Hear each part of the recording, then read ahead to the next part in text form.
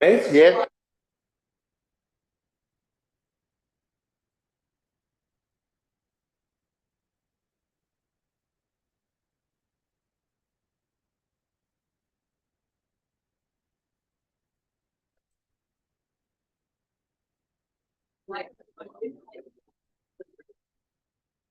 Morena, everybody.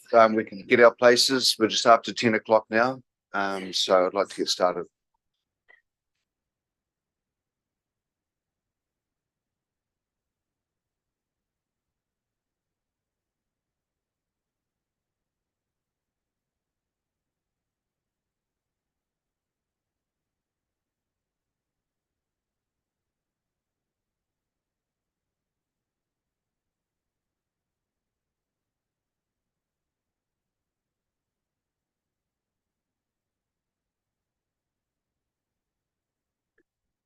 Morena tato, everybody.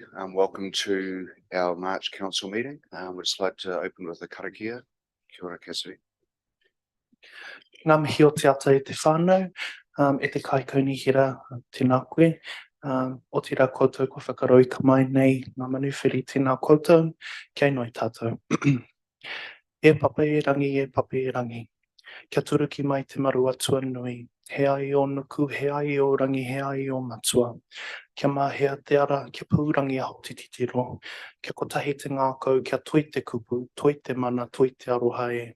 E tū whako o tinuku, e tū whako o tirangi, tuturo o whiti whakamaua kia tīna, tīna haumi e hui e, tai ki e, kia ora tātou. And just to welcome you all and to our guests, and just sharing that karakia, offering for peace and abundance to be spread across us as we engage in this meeting. Kia ora.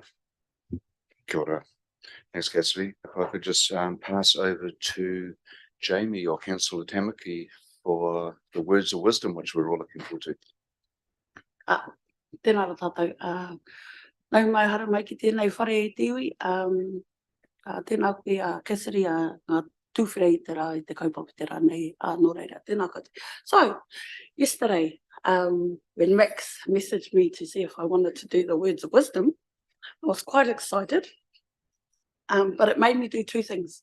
It made me reflect on our uncertainty that we face in our everyday lives, but it also made me reflect on the opportunities that we can create too. And so there's been lots of opportunities and there's been lots of uncertainties, but I think after the week of Matatini, we had, if you ever have the opportunity, go on and have a look at M9. They are a group of people that that reflect how our world is today.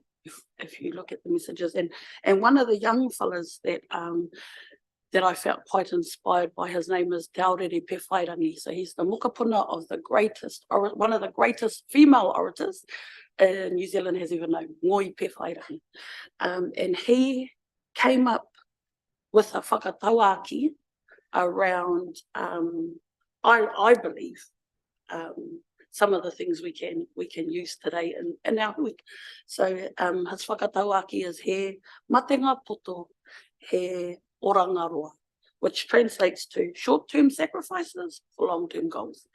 So as we embark on our hui today at te iwi, let's be brave. Let's make some of those sacrifices. Let's whether they be big or whether they be small, for the future of our local government. Nō reira, te iwi, tēnā koutou, tēnā koutou, tēnā tātou katoa. Kia ora, Councillor. Right, moving forward, yeah, that is certainly something we need to reflect on all the time, so thank you for that. At this stage, we have no apologies, although we do have Councillor Willison missing at this point, so we'll update you as the meeting goes on. There's no late items that I'm aware of at this point. Any councillors need to declare any conflict of interest with today's agenda items? No, so moving on to the public forum. I'd like to welcome John Oliver and Colin Murphy up, please. And both gentlemen will be addressing us around writing for disabled and land. So thank you, John. Thank you, Mr. Mayor. Good morning, ladies and gentlemen. What has happened is it started some time ago with John and myself colluding over the possibility of a piece of land out of town for the RDA. So the exercise has reached a stage where there is 9.3 hectares on the corner of the Mangawhero and the Ōtorohanga Road, which we as the Murphys, Diane and myself, are making available, and John wishes to buy it and move it on for a community amenity, including RDA. He will work on that side. Murphys have been in town for 108 years. My grandparents came here in 1915. On the third generation, there's no further generations coming on, but at this stage, I believe that we should give something back to our community. And this is one way to do it. I was secretary of the county fair in the 1980s and again in 2000, and could see the slow demise of the island reserve as a fully available community entity. So this is where I'm now looking at this 9.3 hectares as having full possibilities for all community activities with unfettered access. A problem with the island reserve, as we all know, is that the oval is not available because of the rugby system. So that's essentially where we are at. So as things have evolved over the months, so too have the ideas of how it was to work. So we're now at the stage where, John, it's your turn to present to council. Thank you. It's delegating responsibility. Well, you've done very well, Colin. Good morning, Mr. Mayor and fellow councillors. Thank you for hopefully listening to me. I've been here for 62 years in this county. It's a little bit less than my friend on my right. And they've been very kind to us. So I've got a lovely motto, give with a living hand. It works beautifully. So I do hope it works on this occasion. What I intend to do after purchasing the land, which has not taken place yet, where hopefully it can be done by the middle of May, because Colin's got other transactions to do on that piece of land. And if that takes place, I then intend to purchase that piece of land. The approximate figure is about $500,000. And then my great wish would be to gift it to the Ōtorohanga District County. And that use of that land would be held in perpetuity for the community and recreational use. And we are favouring the RDA, which I think we've all got a soft spot for, because their total site, their site at the moment is not, it's not sufficient for their use. So they'd like to have this piece of land. They've looked at it.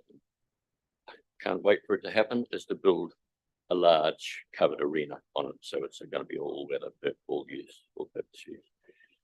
So I don't have a lot more to say. I just wish you can make it happen. I'm ready to make it happen. It's a dream that'll just be wonderful for me if you can make it happen. There's no tags attached to this gift. It's a straight out gift. No tags, no covenants. The land is surrounded by 2 roads on 2 sides. There's no power lines, no drains, and all the land surrounding it is European titles. So there's no influences by any other party, to my knowledge.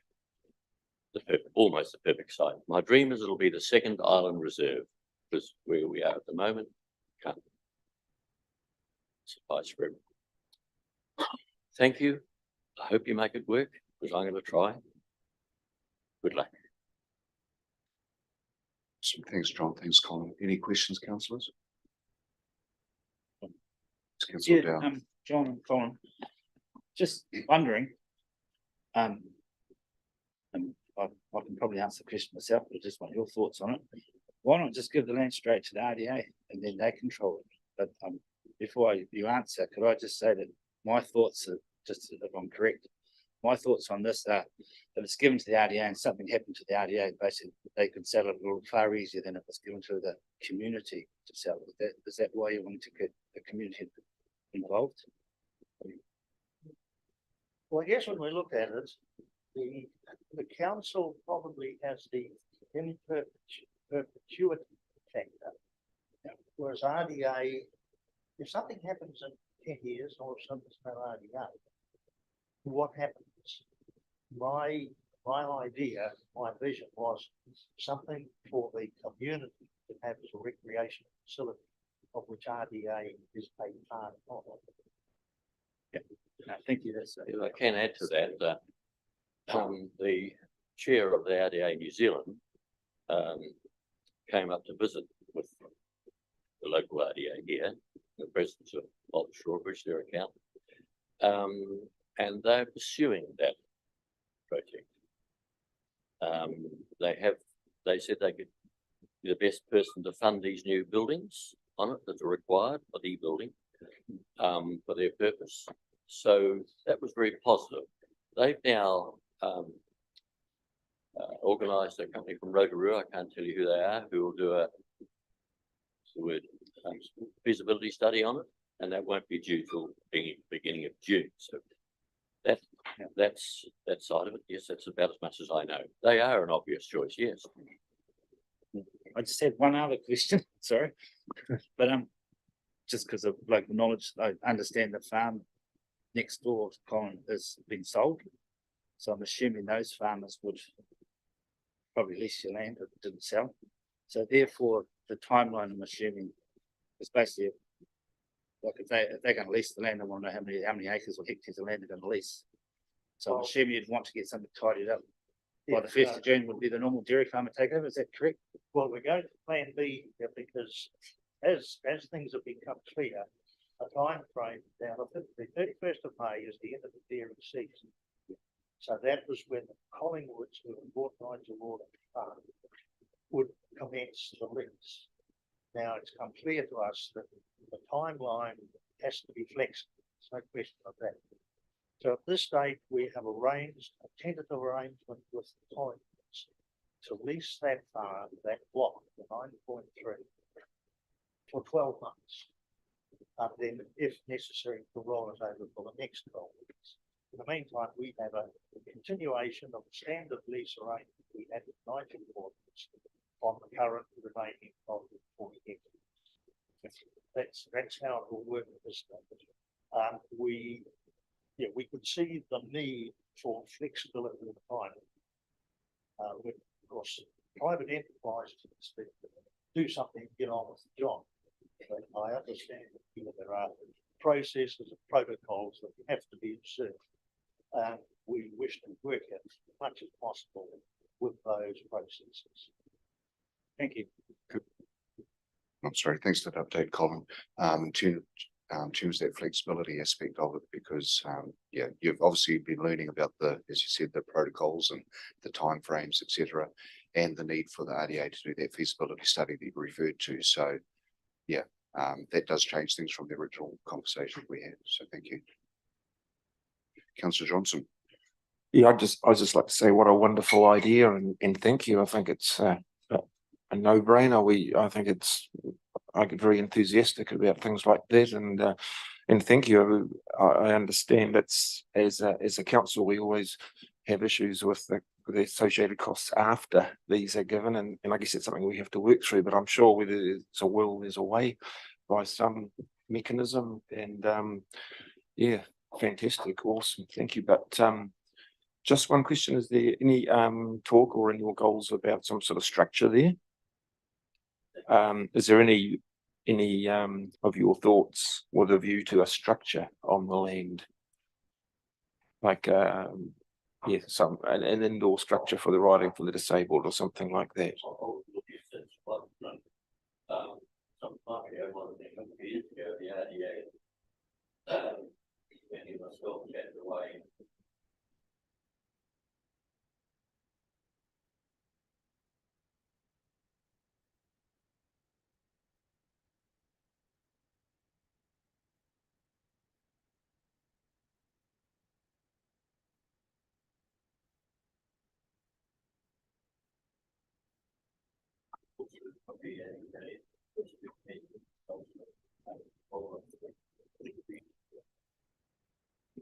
Sorry. Yes, there's other people who have approached us with their ideas, and I'm sure that if council gets into their hands, you will have much more and better access to how these are cared for, managed, looked at.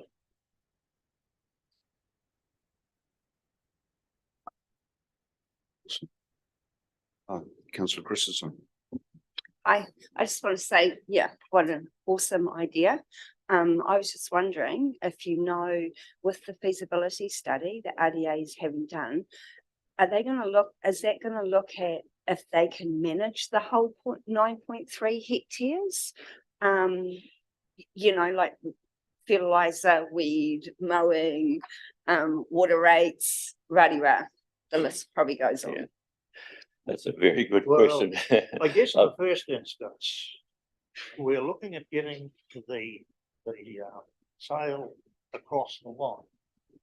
Those are the nuts and bolts that go with normal farm management and husbandry. There would probably be less than probably a third of it would be physically used. But then there's opportunities for the horses to be grazed there in the winter. That's usually their headland. There's also the opportunity for hay, silage, and whatever. It would be up to the RDA to look at weed control, but as long as there's a friendly farmer over the fence with a spray unit, that's no real problem. We are looking at, we want to get it over the line. We want to see this happen. And if there's any inputs that we can make as the neighbours on a good neighbourly basis, we will be doing. Thank you. Thank you, Colin. Councillor Williams. Thank you, Worship.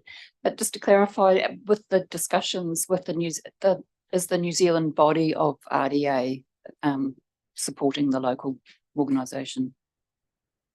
Or is there expectation that the local ones will do the work? Well, the local club have been to this council on more than one occasion, I think, for what they can do next or where they could go next. And there was no land available for them that the council owned that was suitable. They need 4 hectares of land to graze their horses and have the activity they require and build this building.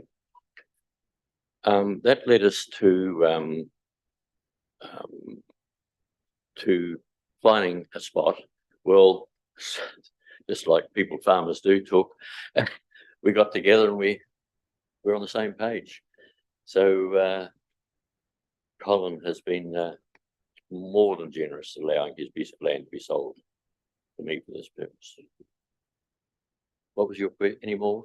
No, it was just whether they had the support. Was the yes. the national body was. Sorry, yeah. I skipped that part, most important part. They knew the local body does not have enough funding to do what they want to do, nowhere near enough. So they're relying on either other people to help them, or better still, go to RDA New Zealand. We were a little concerned when that first came to be discussed. We thought, well, the local Ōtorohanga RDA into the recess for some unknown reason. We thought, help, what's going to happen here? This will end up the major body in the Wellington who will control it, and goodness knows what would happen.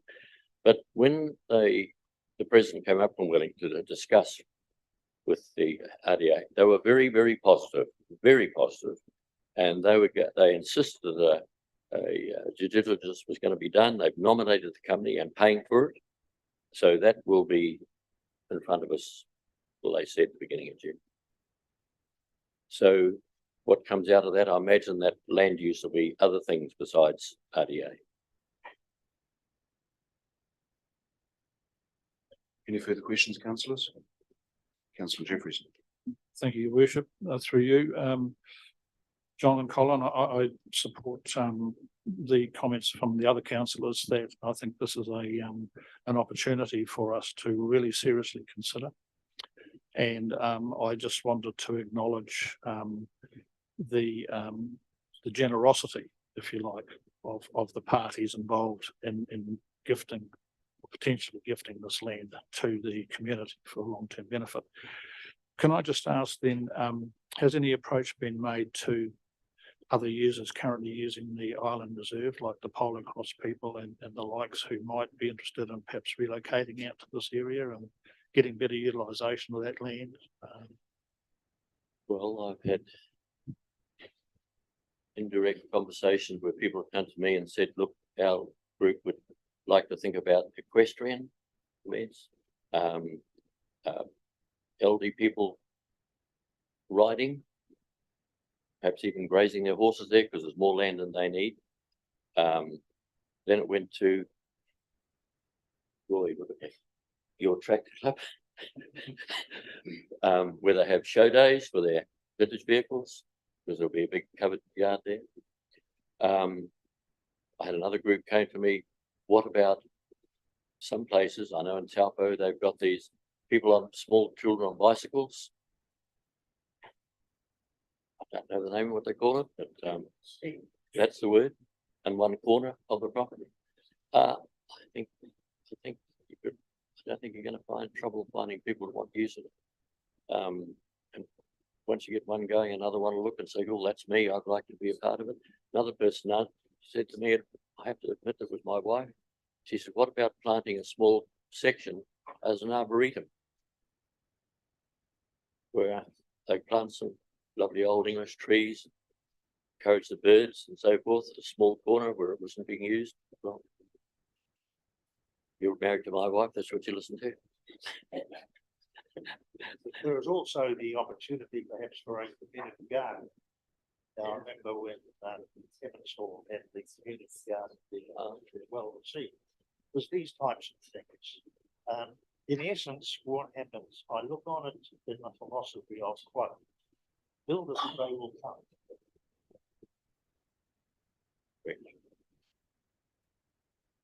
And I think wrapping it up, if you don't own the land, you can do nothing. That's the base of the whole thing. And we like the thought of the land being held by this local district council to be held in perpetuity. And those uses over time may change. So be it. Thank you, John. Councillor Prendergast. Oh, through you, your worship, John and Colin, I applaud what you're doing, and I'm very passionate about all things equestrian, having grown up with equestrian. But Councillor Jeffries has really answered my question, which was about other users. But ultimately, the Riding for Disabled, they will be the ones providing a business case to how they can fund it and support the costs that are associated with land. I think that business case will highlight how they can get funding in, pay for the ownership of the property. I think that'll come with it. Thank you. Awesome. Thanks, gentlemen. Look, it's certainly a different conversation to the earlier one. We have given consideration to the timeframes, the feasibility studies, obviously the potential for leasing to a neighbouring farmer for another year if that works. Because the original conversation obviously didn't give us much breathing room to undertake the due diligence that we need to do as a council when it comes to the full-time and long-standing administration of the land. So again, John, thank you for your incredibly generous offer, and for you also, Colin, for the consideration, because it's the generosity of your family that is thinking about the future of Ōtorohanga district. So thank you both, and we'll obviously discuss this at the end of the council meeting. So thank you.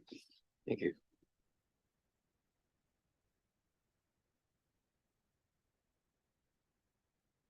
We did have one other presenter in the public forum, Tame Pakaya, and my guess is he's a bit late getting here. So at this stage, we'll move on to other agenda items, and we'll come back to the public forum just to give Tame the opportunity to get here. So, councillors, we'll move on to the confirmation of minutes of the Ōtorohanga District Council dated the 21st of February 2023. Do we have a move on a second for those, please? Moved Councillor Prendergast, seconded Councillor Tamaki. Any points of discussion in those minutes? Thank you. If not, we'll move on to the receipt of the minutes of the Ōtorohanga Community Board dated 6th of March. Move on a second for those, please. Moved Councillor Christensen, seconded Councillor Dow. Moving on to the receipt of the minutes of the Kawhia Community Board dated the 2nd of March 2023. Do I have a move and a second for those? Councillor Jeffries. Councillor Williams. You went there. I'll second that. Just to make sure I was actually at the meeting.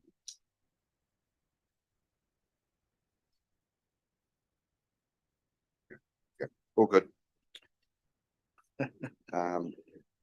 Oh, yeah, the absence of second.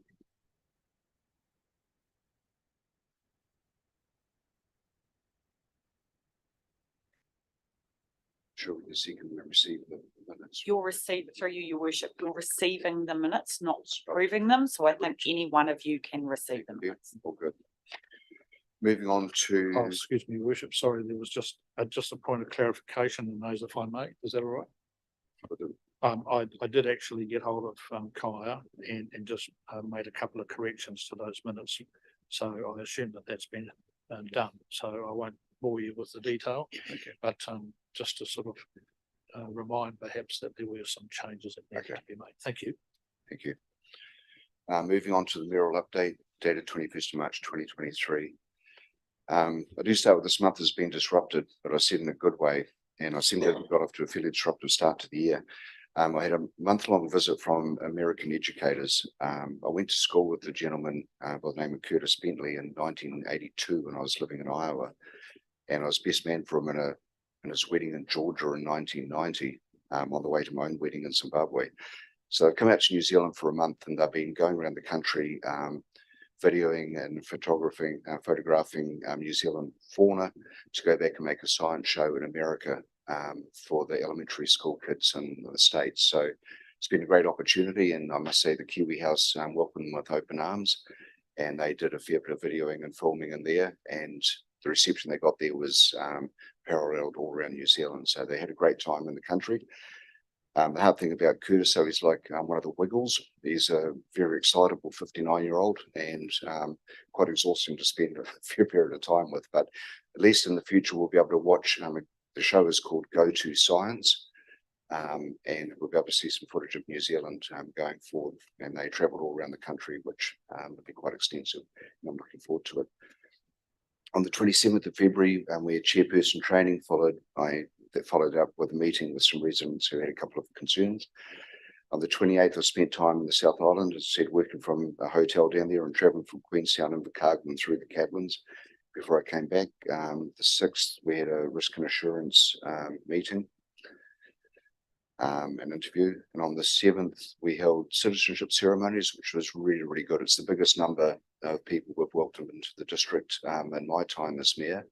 And it was really nice having that separate ceremony for them and giving them the recognition that the citizenship deserves. I also had a meeting with the Lions Company discussing how we can work together, a power savings capacity and looking at alternative power means, primarily solar, around our district. I had a North King Country Development Trust meeting on the 9th. There was the AGM. On the 10th was the first Tuia Wānanga. It wasn't in our district, but it was at Tokanui. A big thank you to Cassidy and Dave for a lot of the prep work they did there, and to Councillor Williams for her attendance at the property.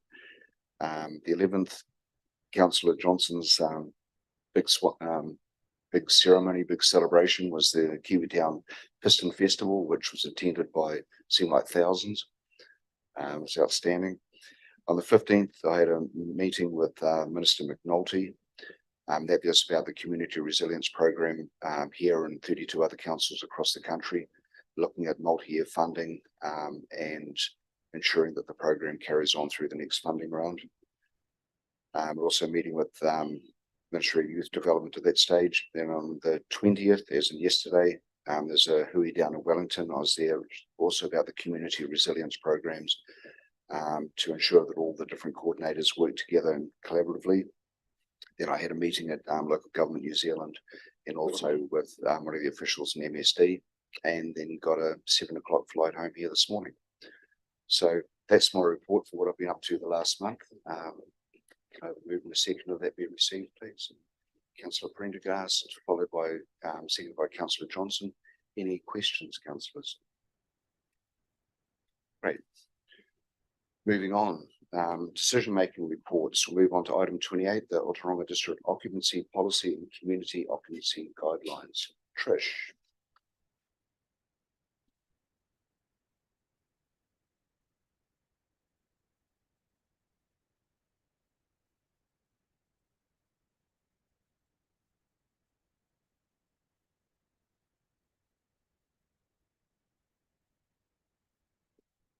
And Graham. Support crew. Through you, your worship, I'd like to present this report today on the Ōtorohanga District Occupancy Policy and Community Occupancy Guidelines. We've workshopped this a few times now. This is probably at least my second report to council on it. So I'll take it as read, and there may be some questions in the room that I can answer. Thanks. I have no questions, and I'll pass her to Councillor Johnson in a moment, but a really good report. Thank you, Trish. Councillor Johnson. Well, you just I can see you put so much work into this, Trish, so thank you for that, and over a long period of time too, back in 2021. It's been a long time coming, and certainly acknowledge the workshop we had the other day on it, but I just and also to be fair, I've had a conversation with someone from the Funeral Hall Society, but I've spoken to Graham, and I think there would be an exception, and this might be one of them, but we just may not have been, perhaps not on the list. I'm not too sure, but we can work that out at another time.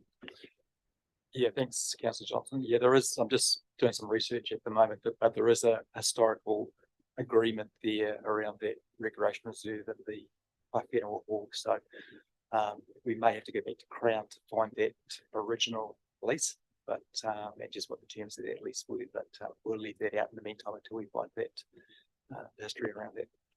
Yeah, I guess the difficulty I have is just imposing a $350 as an annual charge on a on not-for-profit and for a groups that do good in our community, namely Ōtorohanga RDA and the Ōtorohanga Men's Shed. The other two that jump out at me. I mean, perhaps a $350 establishment charge at the start of the lease might be better, but $350 annually, what do they get for $350? What do we do for $350 each year? So those are my questions, and I think we need to either have an establishment charge or else reduce that fee somehow. I just don't think, I think it's unfair to be charging non-for-profit groups that fee. I guess there's the debate will carry on with sports clubs, but once it's applied welfare services to our district, surely we don't have to be charging them $350 per year. Just over a cup of coffee a week, one person. That's what Councillor Christensen. Thanks. On reflection, since our workshop, been doing a lot of toing and froing, and I actually support what Roy's saying, and I think there's other people around the table too.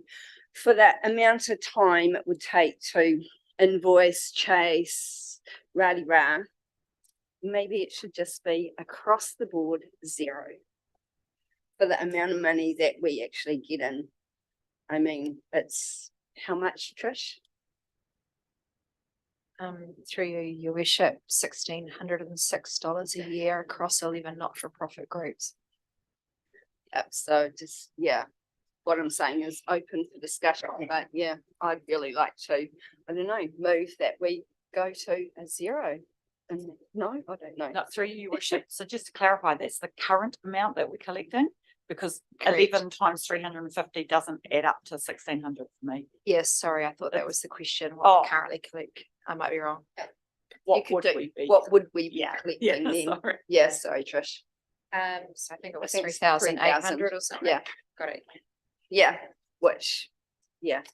brings me back to the point, maybe it should just be standard across the board 0. The reason for toing and froing with this policy was so that it was fair for everyone, because some have obviously been paying a lot, some have been paying nothing. Yeah, but yeah, totally back what Roy's saying. Thank you, Councillor Dow. I'm supporting Katrina and Roy. I think it's called an admin charge, but I think it's going to be seen by the people of the district as an annoyance charge. And it's going to put bad blood on the council. I think the council should be promoting our reserves and facilities. I think it's just going to create a lot of admin work for very little gain. I just think myself, for the Island Reserves, you've actually got the Holstein Club that have got a building on it. You've got the Frisian Club, Jersey clubs are the same things. RDA, Sports Club, Tigers, referees room, Howie, it's just a can of worms if you ask me. And I just think across the board, it's very fair that if you want to use, the reserves, I think it'd be a lot easier on the staff too. So be happy to like to see it changed. Yeah. Just down to 0. Thank you, Councillor. I'm getting a feeling for a theme here. Can I move on to Councillor Hughes and ask his opinion, please? Yes, I do agree with the others as well on this. So I think that it's only fair that we did a zero charge across the board for it. So no, I certainly support that if the others are in on it as well. So yep. Okay, now I've really got a theme going. So probably the question here is there any councillors against going for a 0 charge for the not-for-profit organisations? So in that case, then, Councillor Williams. Not necessarily against, but will we need to make allowance in a budget or increase an existing allowance in budget in parks and reserves or wherever it falls, and recognising that just because there won't be a charge or a lease, there will still be work involved in having an agreement with all of these parties, because that's really where we're trying to get, is to have a record of who's where and what their obligations are and what council's obligations are, and accepting that, as a community, that it will be costing us more in order to do it this way.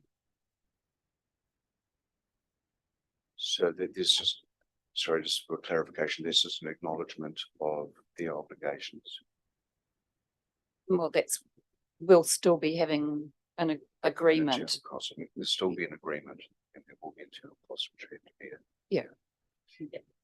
Through your worship, maybe I could wade in at this point. So I guess in proposing this small charge, we're saying that it does actually take some staff time to administer these, no matter how small. Some, as Trish has outlined previously, take very minimal amount of time. Some take more time. We have provided for staff in the salary and wages budget. Our role is to strike a balance between ensuring, I guess, demonstrating to our ratepayers that where there's a benefit to someone or an organisation, then there is an acknowledgement of that through a fee or a charge. Then it becomes council's role, which you're exercising right now, to make a decision about whether you believe that is, fair and reasonable or not. So we're proposing this along the lines, I guess, of how we generally operate in our funding policies, recognising there are beneficiaries here. But it completely over to you as to whether you, don't have that charge or not. Thank you. Totally understand that. Hopefully, once the initial leases are sorted, that it is just a tick box exercise in subsequent years. Going on that, then it'd still be a peppercorn lease, so a $1 lease, one would imagine, as opposed to 0 lease. Would that be the way to work? Correct. No invoice would be sent for that measurable amount. Gold coin donation. Okay, look, thanks, Trish. And again, thank you for the work that's gone in there. So we've got a staff recommendation that the Ōtorohanga District Council adopt the Ōtorohanga District occupancy policy Can I just? No, sorry, sorry. No, okay. just, yeah, I was just, going to throw an amendment in there, but just yes. one of the Yeah. thing that probably Max was clear on, I guess, Amos, but I just want to make it sort of clear that if it's basically it's a staff policy, and to me, it's like a bit of a living document. So if a club or an organisation wants to do something outside of the policy, like they want a longer lease or something, that would come back to council to make a decision. Is that correct? Through you, your worship. So the intent of the policy is to stop what's been happening in the past where every case comes to council for a decision. So we'd like to see that being an extreme situation or an extreme exception. Otherwise, there's probably no merit in having a policy for staff just to be able to operationally get on and administer.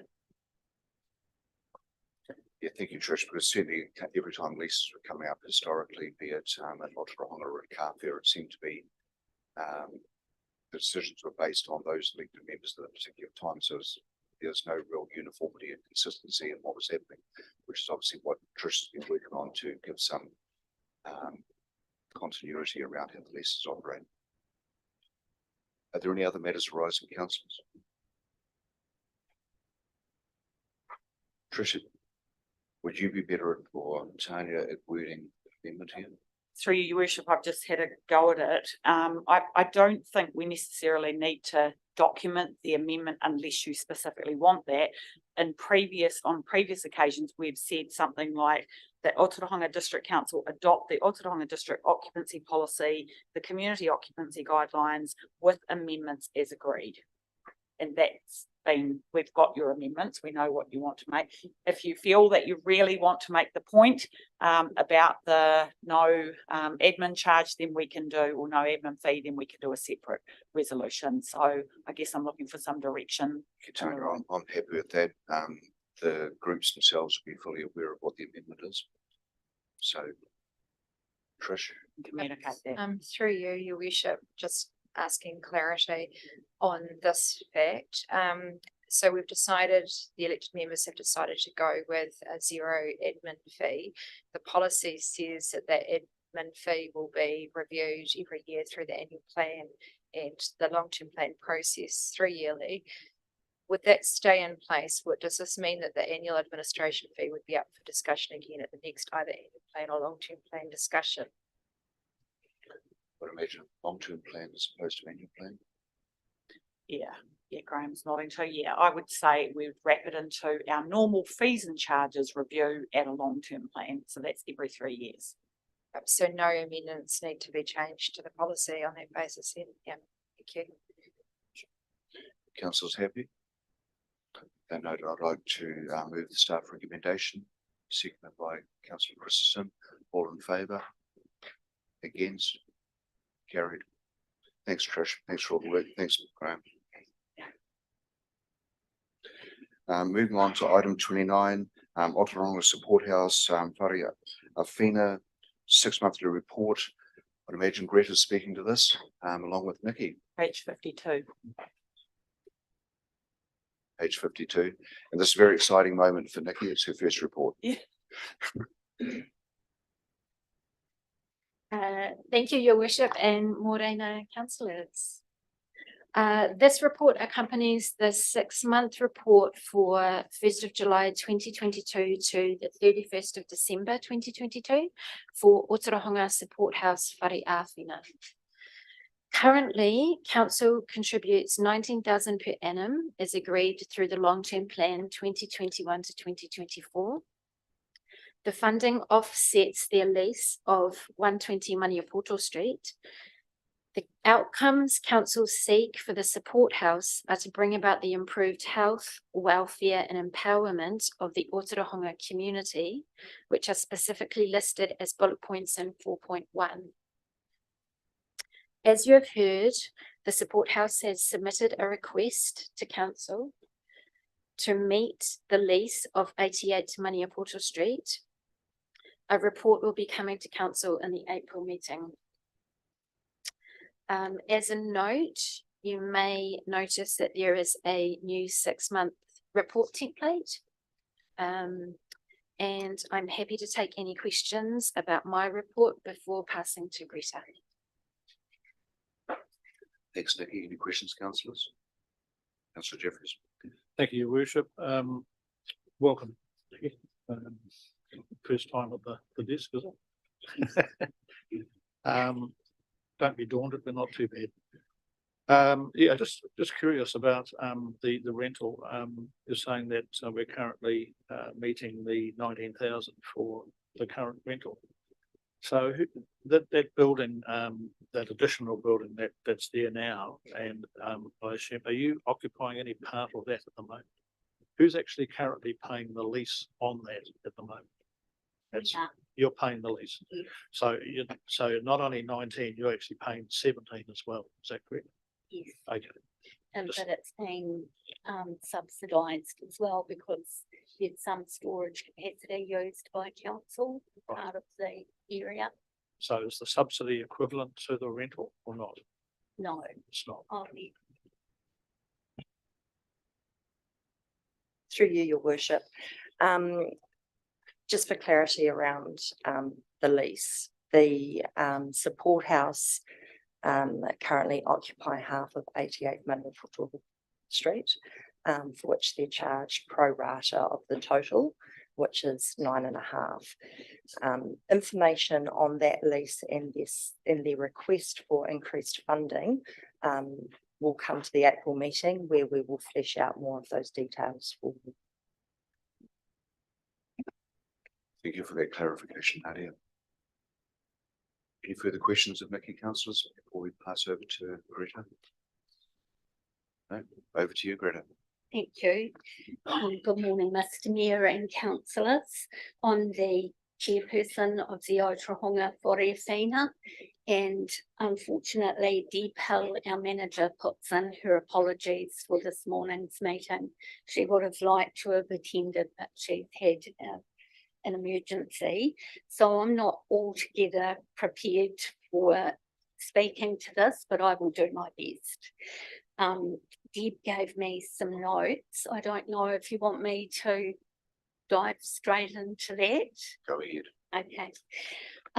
You will have had our full report, and Deb just added that business as usual is carrying on.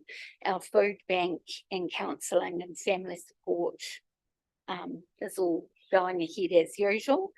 But during the 6-month period from July to December, we did 560 food parcels, and sorry, I'm not quite sure on that note there. One of the questions that Deb was asked was, what does good look like for the support house? And one of the things is we need better spaces for clients and staff.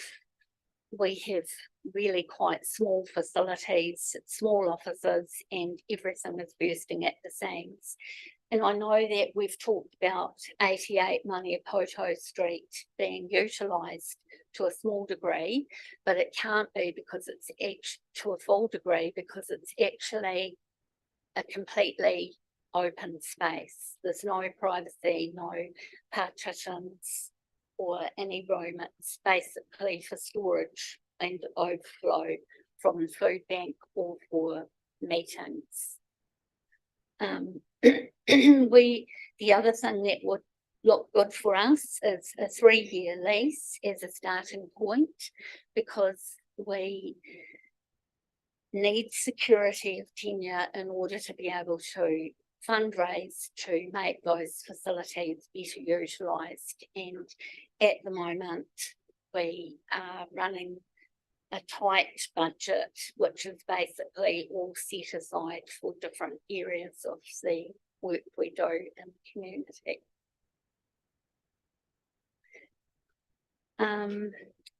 To get that funding, our funders need more security for time for the development of the site to make it fit for purpose. And that's all that I'm prepared with, sorry. I don't know if you have any questions, but I'll try to answer them. Yep, awesome. Thanks for that, Greta. As Nadia said, there'll be a report coming to council next month, re the support house. I can assure you, everybody in this room, there's no one that is looking at putting everybody out on the street. And we've been supporting the support house for a long time, and that they'll carry on. I don't doubt that for a moment. So, you know, the alignment of the lease was to work in with the town concept plan, and just finding where the appropriate locations are for buildings. And it may well be that you're there for the next 50 years. But you know, we need to do the study our own feasibility work in town to determine the outcome of that. But there's no intention of anybody in this room to not support the support house. Am I allowed to speak to that, Mr. Mayor? Please do. I'd just like to say that we appreciate that and we understand that fully, but we need that in writing, and that's all that we're asking for, a lease in writing, so that we've got security of tenure for funding applications. In the staff's hands, for sure. Councillor Dow. Just Greta, I'm just curious. Is it the ideal location being on the main street? Well, I know you've got a back entrance, but it's main street entrance. That was kind of my first question. I know you've been there for about 30 years. It was my sister started life in that building. Her first day, and she's 60 now, so yeah, she probably won't want to say that. That was there. It used to be out from the principal's office. That's 10 years ago.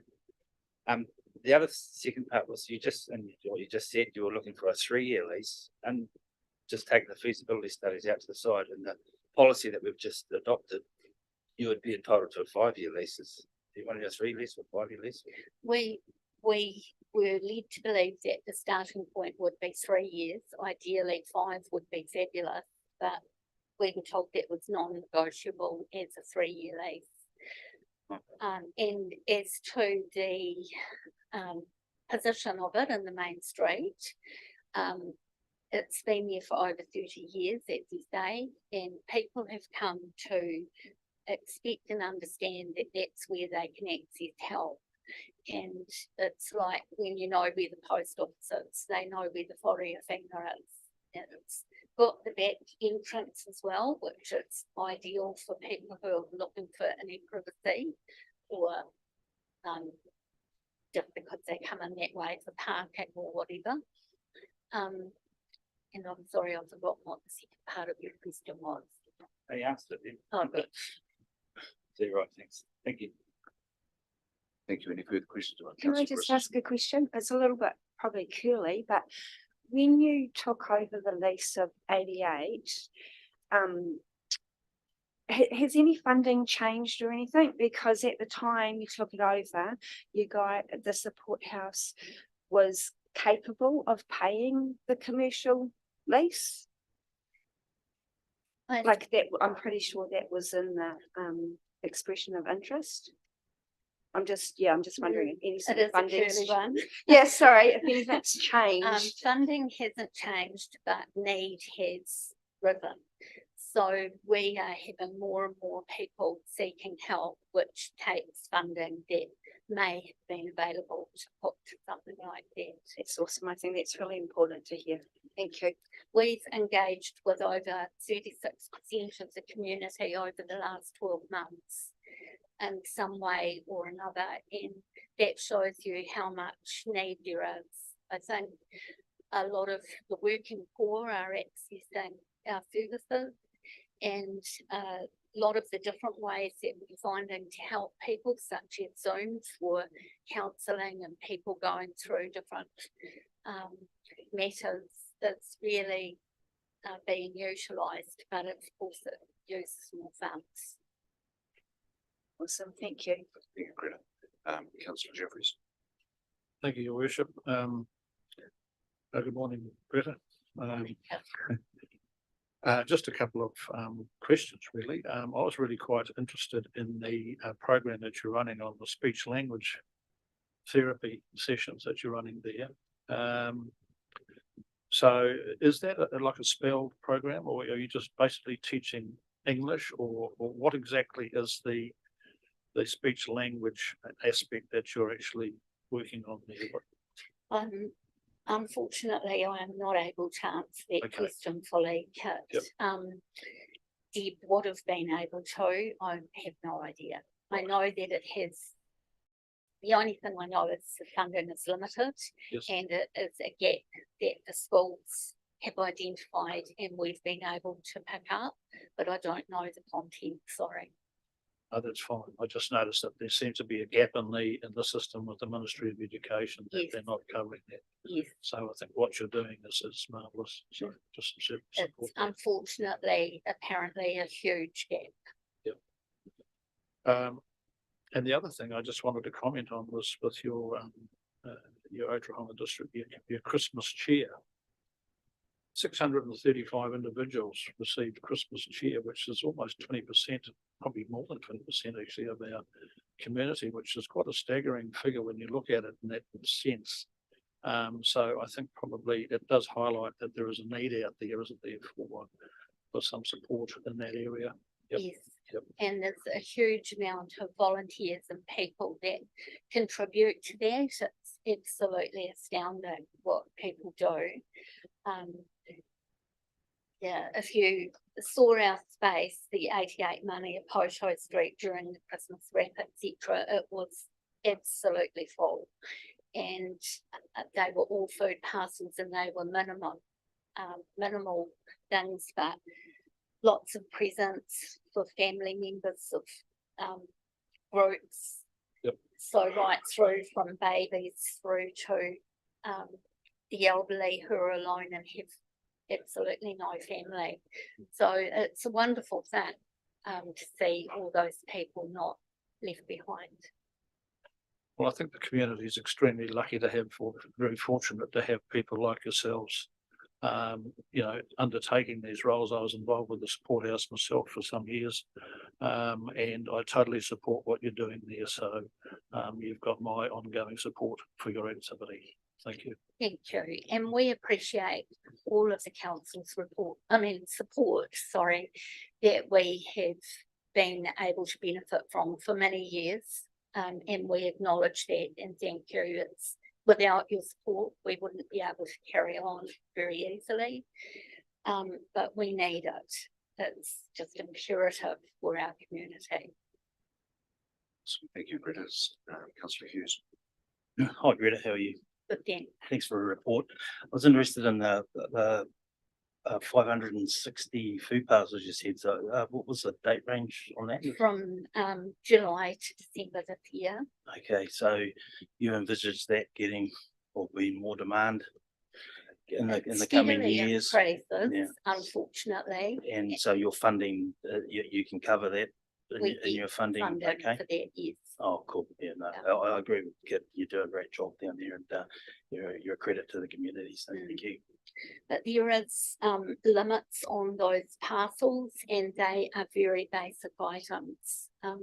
You might think that people are getting a huge amount of groceries. It really is basic items, milk, flour, maybe some meat and enough for a family. It's even down to how many members are in the family household and how much can be given for that family for say 3 nights. If you actually equate those parcels to meals, it's thousands of meals for the members of the family. Thank you, Greta. Look, thanks very much for the report. No further questions, councillors. Look, again, just message back to Deb. Hope emergency sorts itself out and that she's okay. Thank you. And yeah, thanks to everybody at the support house for the amazing work they do. Thank you very Appreciate your work. much. So we have a staff recommendation in front of us that Ōtorohanga District Council received the report titled Support House 6-month report from 1 July 2022 to 31 December 2022 from Nikki Daly, Manager Community Development and Wellbeing. Do I have a move on a second of that, please? We have Councillor Jeffrey, second Councillor Hughes, all in favour? Against? Carried. Thank you.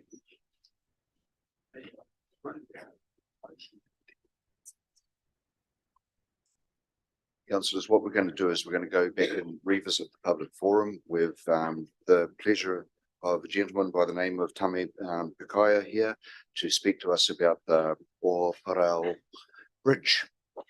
Awesome.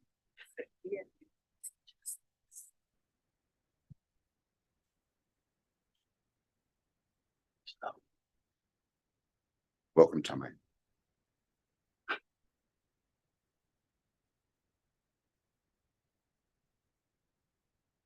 As you can see, one of the pillars of this bridge is damaged.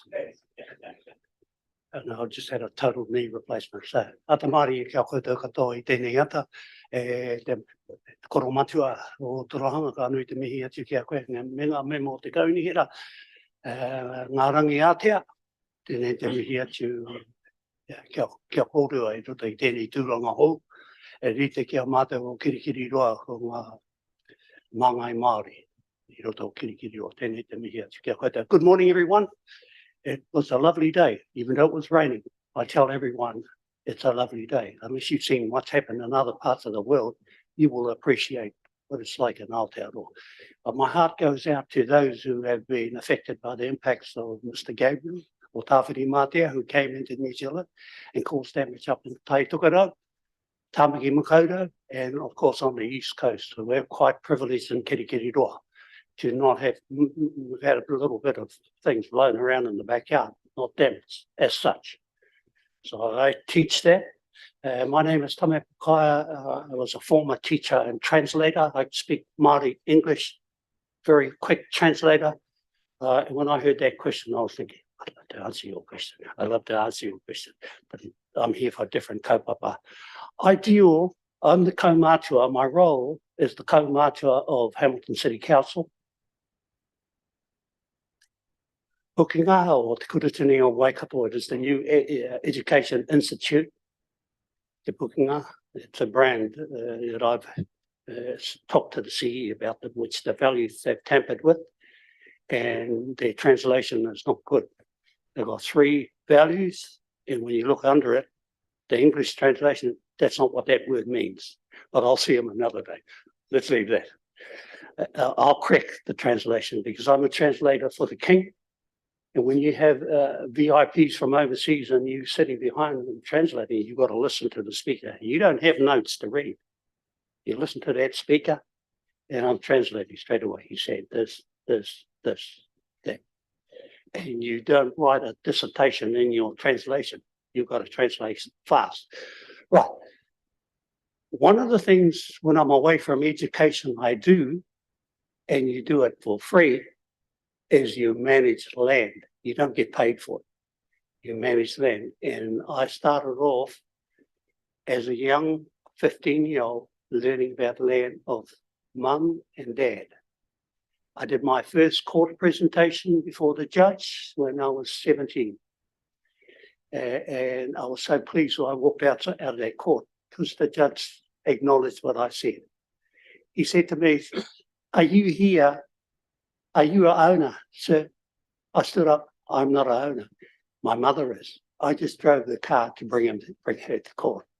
Thank you for telling me that. And I sat down. So every speech I did in court, I got more confident.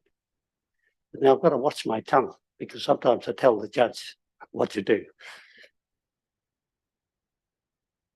2021 was a beautiful success. We unlocked access to whenua Māori. Now there's a difference with whenua Māori and general title. Big difference. We unlocked that access, which I tried for many years not to do that new bridge, to go over an existing bridge 40, 50 yards away. Why spend more money? Because that money could have been helping children that are poor and struggling or can't hear or whatever. That lady, who's not from New Zealand, don't know the values of Aotearoa, refused to let us get access on that bridge. So I just want to make that point so New Zealand can hear. And when we got into discussion, she didn't know I had Wintec technology with me. I had Wintec technology, or the technology I had. I haven't got it, it's in my bag. But everything she said was recorded. Every word she said was recorded. And I can tell you, if the reporter did a story on that person, oh, it would not look good. The words used were to keep us away from our lands. Do you understand that? Keep us off our lands. But I've learned the strategy never to let intimidation stop you. Find a new way. I did find a new way. Made contacts. We built that bridge. Reluctantly, I didn't want to build that bridge. I wanted to go on an existing. So we saved council money, engineers' money, consent fees, and we can progress because I live in a community. I don't live in hobbit communities. We live together as a community. And when she turned us down, we built that bridge. And some of these were present during the opening where we had a big delegation come from the police, parliament, members of this council. And the biggest picture I really liked is when we had all our children turn up. When all the children turn up, it was the start of learning and me to teach them how to manage the land. Now, they think the land is just a good thing. It's just easy to manage. No, you don't. You've got to learn how the language when you go into council. You've got to learn the language when you're talking to engineers. And you've got to learn the language of consents. Now, Cyclone Gabriel came along recently, and you know that. And it caused flooding in that area. Flooding in that Ōtorohanga stream. When that water level came, it was one of the reasons why I wanted to get access on the other bridge, because you don't have to be a scientist or engineer. You just got to go and use your eyes. You can see this bridge is elevated and this bridge is down in a lower level. Which bridge is going to get flooded? Of course, it's going to be the lowest. That's why I pursued the higher one. Anyway, she wouldn't consent to it. We built the lower bridge. And the cyclone came, the water levels came, logs came downstream, smashed the rails off the bridge, smashed, I'll take the gravel leading up to the bridge, was washed away on both sides of the thing. So I went straight to several people. The engineer who constructed it to check his insurance. Did you have insurance cover? Did you have insurance cover? When I buy something off you, am I covered for a period, or is the cover only for construction period and when you walk off, there's no insurance? That's one point I made. Number two, can the council assist? And we'll get to that in a minute. Can the local council of that area assist? And number three, I started going to all my other networks around the place and all my other contacts. Well, what pathway can I take? And I'm going to do another application when I get back to Hamilton, because I've got some meetings to attend and there's a big opening coming in the city. So I'll do those presentations, help council out in the city. But after my conversation with the CE, Your Worship, she warmed to the idea at the start. She warmed to the idea of assisting, not with the placement of the metal, but maybe dropping off the metal, which means I've got to find my networks who can bring the digger down and spread it out, etc. Later she asked, did you pay for the consent? And I said, it's in your office. Can you talk to someone in your office and they'll tell you? I already had the answer to that question, but I wanted to see how good her homework was. She came back and I said, that's been paid for. And I'll tell you another thing this council tried to do. They tried to bill me twice for the same council, for the same consent. And I have that document twice. I said, I paid for that. I can tell you who the person is I told that works here. And I get another bill only because there was a twink in a little bit of language, but the consent is the same. The figures were the same. Trying to bill me twice for that consent.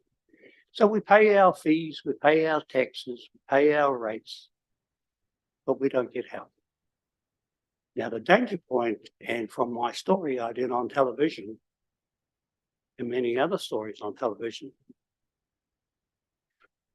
the public saw it and they asked me for advice. How did you do that? I said, well, you tick off all these boxes before you build your bridge and come back to me on the last bit and I'll check off which I believe you're right or wrong. He went to do it and he hasn't heard back from me because maybe he's getting a little bit stuck. That's a bridge down at Ōtorohanga Road, just off Ōtorohanga Road on a property down there, which is not council land, I must say. But it's still, you still got to pay your rates and everything, but it's not council land. So I've come down just to report that there's going to be no assistance. So if that's the formal thing, let's just record that and I can use it for a later issue down the chain, because you don't learn unless you learn from mistakes. So that's just a summary. I was going to bring my PowerPoint down, which I've been working on, but I've got another property called Kaitotehi that I'm working on with the engineers down there, building subdivisions, etc. So I'm working on that project as well, and I'm doing what's called famous for Tames Tours, which is down in Taupiti there, and we're upgrading our shed for tourists when they come there. So I'm happy to take any questions, any angle, language, English, Māori. Tēnā koutou. Thank you, Your Worship. Kia ora, Tami, thanks for taking the time to come and talk to us and report back on the bridge and all the facts around it. Any questions, councillors? Nothing from the floor, Tame. So this is something we'll discuss in time after the council meeting. Obviously, no decisions are made at this point, as you know. So again, thank you for taking the time. So a fair drive down from Hamilton for a 15-minute presentation, but I'm sure we'll catch up again soon in Hamilton ourselves. Kia ora. Yeah, kia ora, thank you, Your Worship. 15 minutes, I must say, is great. At Hamilton, you get 5 minutes. So, yeah, yeah. Very good. Thank you very much. So let me finish what I heard this lady talking about language and see if you can read what this means.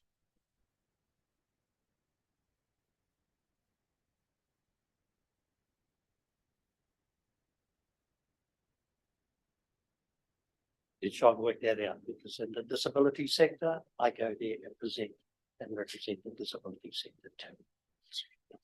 Kia ora, Tami. Tēnā koutou. Thank you very much. Have a great day.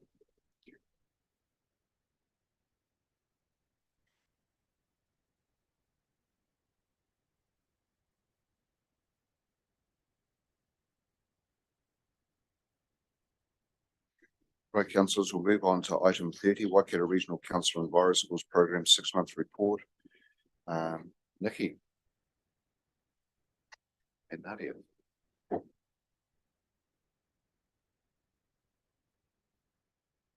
Sorry, councillors, page 57. Thank you, Your Worship. Attached is my report. Attached to my report is the Enviro Skills 6-month report from 1st of July 2022 to the 31st of December 2022. To highlight some points, point 2.2, council has increased budget to 6,000 per annum to support an increase in schools participation. And point 4.3, currently we have 3 full schools and 2 friends of schools. Friends of schools being the introductory phase to the scheme. I'm happy to take any questions of my report and the attached. Awesome, Nikki. I certainly take the report as read. Those schools that are friends of the environment or friends of schools, are they looking at taking a big plunge and be fully immersed? Yes, hopefully so that they're interested. Okay, awesome. Any questions, councillors? There's no questions, so Just through you, Your Worship. Sorry, just one. Nikki, I was talking with Leanne Apati, who's the principal of the Kawhia school just recently, and asked the question as to why they weren't part of this Enviro schools, and she said that their board of trustees had considered it some time back and decided against it. Do we actually actively approach schools like Kawhia or Ōtorohanga or whoever to see whether they are interested in joining, or do you rely on them coming to us for this? Through Yep. you, your worship. Yep. Thank you, councillor. I'm new, so I'm just learning about environment schools, and that's something that I can pass along. I may be able to answer some of that for you, councillor, through you, your worship. It's not the job of council staff to necessarily engage each school. It's to help make the linkages between the schools and Enviro School. Then they will go in and follow up. So if you think that Kāwhia School is interested, once again, we're more than happy to alert Enviro Schools to that. Okay, great. Right, so taking your point then, the council staff are not involved, so if as you say, Kāwhia or Ōtorohanga or whoever indicated that they were showing some interest, they would deal direct with the Enviro Schools people. Is that correct? Yes, Yep. we're happy to have a conversation with the school, but at the end of the day, we would ring the program coordinator and link the two of them directly. Okay, good. Thanks very much. Thank you. Any further questions? Right, thank you, Nikki. We've got a staff recommendation that the Ōtorohanga District Council received the report Waikato Regional Council Enviro Schools Program 6-month report, 1 July to 30 December 2022, from Nikki Daly, Manager, Community Development and Wellbeing. Move in a second, move Councillor Johnson, second Councillor Tamaki. All in favour? Against? Carried. Thanks, Nikki. Don't go anywhere though. Moving on to item 31, Sport Waikato Annual Report, 1 July to 31st December, on page 60. Back to you, Nikki. Thank you, your worship. Attached to my report is the Sport Waikato report from 1st of July 2022 to the 31st of December 2022. May I note that there is a small typo in the title, which says Sport Waikato Annual Report. That should be Sport Waikato 6-month report. I'm happy to take any questions about my report, and I'll do my best to answer any questions about Sport Waikato's. Thanks, Nikki. Any questions, councillors? Look, again, we're taking the report as read, as Nikki said, and you're pretty challenging to answer the questions. We'll be taking questions back to Sport Waikato, I'd imagine, as opposed to trying to do it off the top of your head. No questions, councillors? Oh, sorry, didn't look over my shoulder, councillors. Just one, your worship. Just in the grow local sector capability, sure what page we're there, 63 perhaps, and they talk about a number of in-personing online initiatives. Sport Waikato produces a weekly newsletter, but their response to getting that information out to the local sector is to give a quarterly newsletter too. I just wonder whether there's some value lost in only reporting to the local sector quarterly on something that is produced weekly. There's some background in there that we're not getting. Through you, your worship, we can take that question back to Sport Waikato. Thanks, Councillor Williams. Good questions, anyone? Okay, no further questions. We'll move on to the staff recommendation that Ōtorohanga District Council received the report titled Sport Waikato's 6-month report, 1 July 2022 to 31 December 2022, from Nikki Daly, Manager, Community Development and Wellbeing. Do we have a move in a second? Move Councillor Dow, second Councillor Prendergast. All in favour? Against? Carried. Just check that Nikki's still here. Nikki is still there. Okay, moving on to item 32, Hamilton Waikato Tourism 6-month report, 1 July to 31st December, page 73, councillors. Over to you, Nikki. Thank you, your worship. Attached to my report is the Waikato Tourism, Hamilton and Waikato Tourism 6-month report, 1st of July 2022 to the 31st of December 2022. Hamilton Waikato Tourism is funded through a public-private partnership with the region's tourism industry and 6 local authorities, including Hamilton City, Matamata Piako, Ōtorohanga, Waikato, Waipa and Waitomo, to work on the following areas of tourism. Bullet point below, you can see in point 4.3. This report sits with their performance targets in 4.3, and I'm very happy to answer any questions that you may have and do my best with the others. Cool, thanks, Nikki. Interesting reading the stats. They're probably as much as they're different to other years. The percentages are very, very similar in terms of Waikato seems to be a great place for a conference, but not a particularly attractive place to visit. So as I said, as a percentage basis, we don't all have to feel the same with that one. I just hope that Hamilton Waikato Tourism does support our local enterprise. Continually, because there has been our biggest challenge in the past, that they probably haven't given the representation or the support to the Ōtorohanga tourist industries as much as we would have liked. So I think from a staff perspective, we keep on pushing to ensure that they do make sure that we're well represented in the money that we support them with. Councillors, any questions? Just one quick one, if I may, Your Worship, just out of interest, the FIFA Women's World Cup, which is going to be huge. Do you know if any of that activity is going to be filtering down our way? They talk about visitation rights right across the region, but do you know whether any of those teams or someone will be visiting the Ōtorohanga district? Through Your Worship, we're not privy to that information. We can try and source it if you like. Yeah. But we don't have an answer for you today. You just pass the message on, the domain's open, if they wish to use it.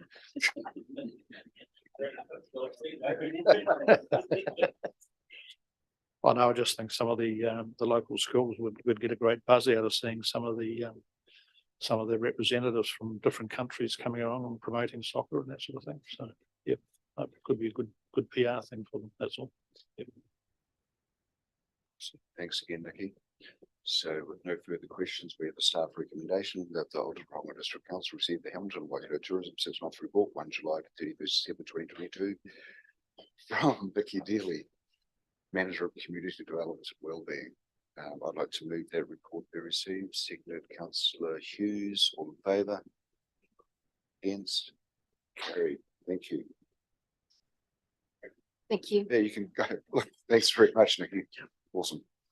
We'll move on to item 33, councillors, collab draft statement of intent. Ross. Councillors, that is on page 89.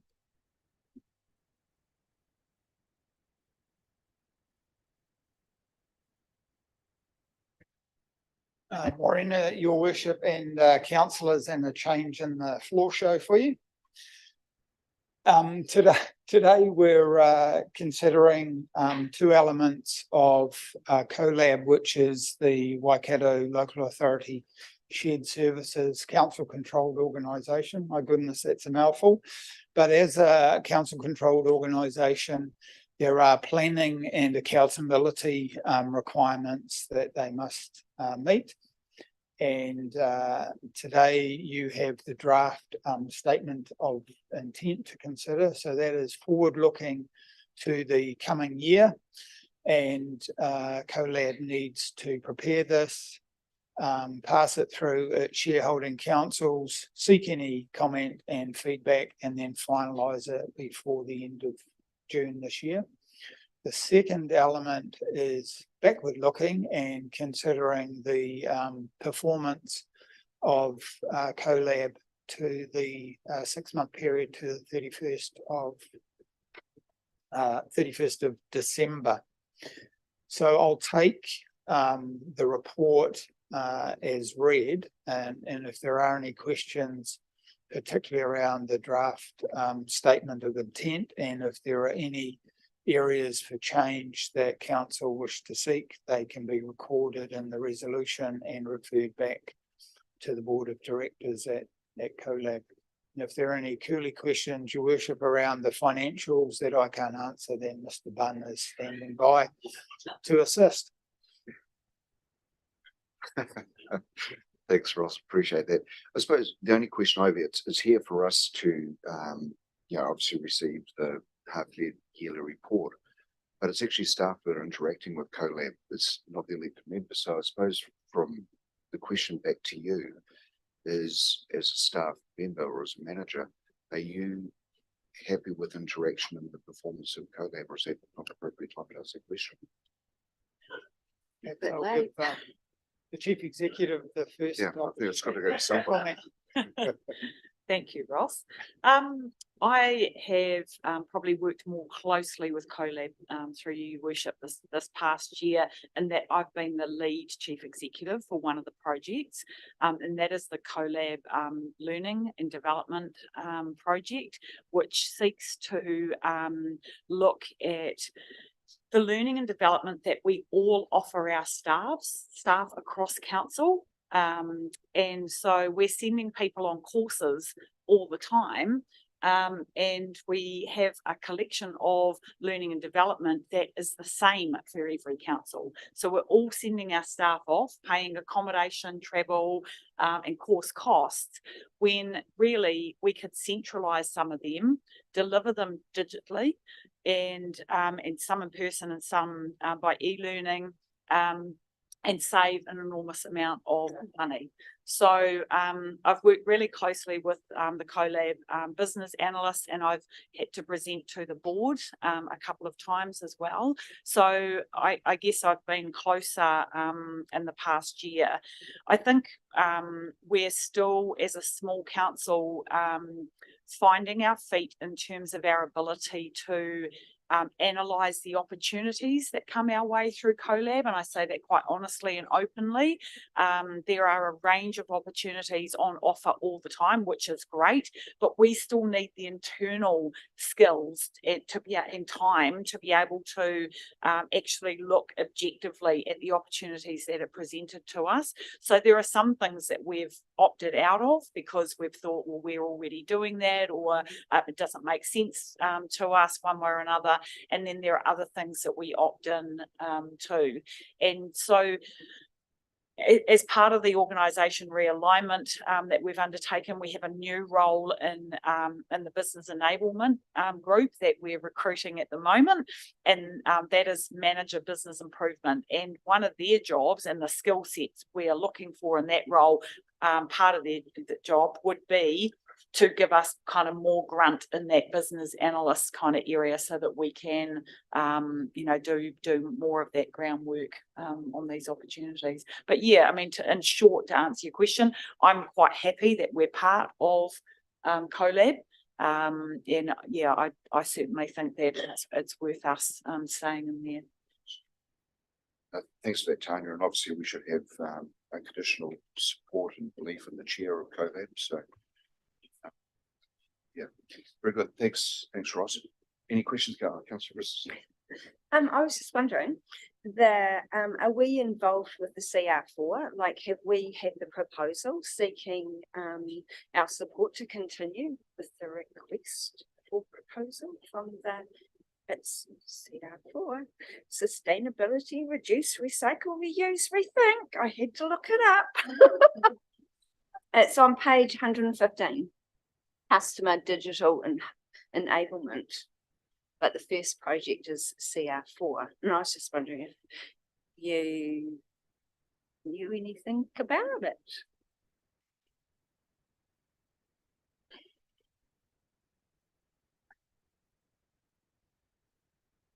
In short, no. From my perspective, I don't know whether any of my GMs have been involved in that particular project, but no, I haven't been involved in that one.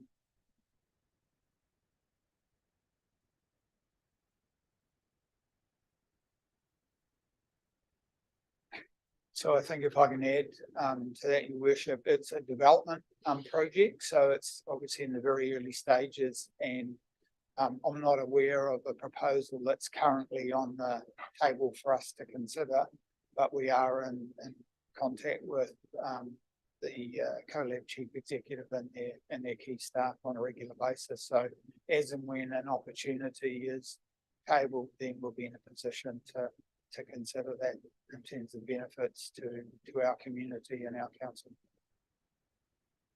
Thanks, Ross. Katrina will be in touch. Any other? Yeah, Councillor Jeffries.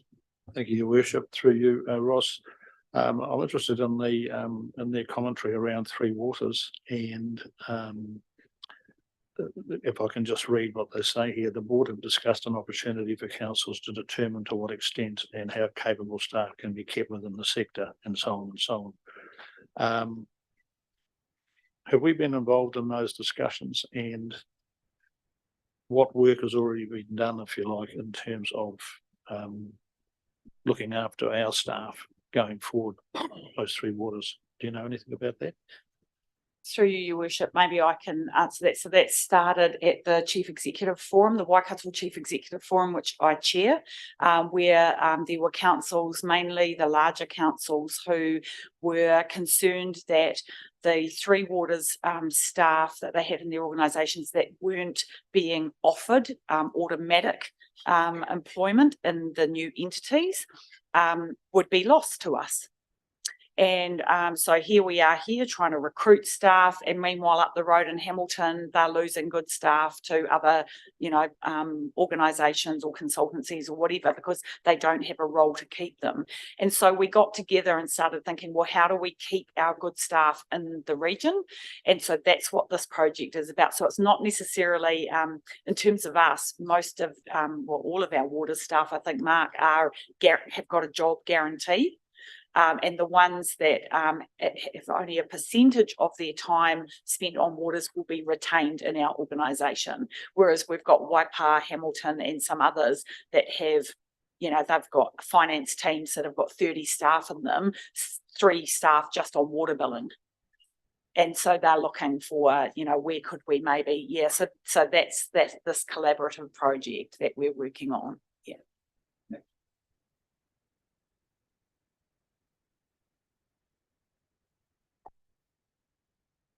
Any further questions, councillors? No, okay, thanks, Ross. So we have this staff recommendation. The Ōtorohanga District Council receives the draft collab statement of intent for 23-24 and endorses direction set therein, subject to the following feedback for the company's boards of directors, and receives a collab half-yearly report for the period 31 December 2022. Move on a second of that, please. Councillor Jeffries, Councillor Hughes, all in favour? Against? Carried. Thank you. Thanks, Ross.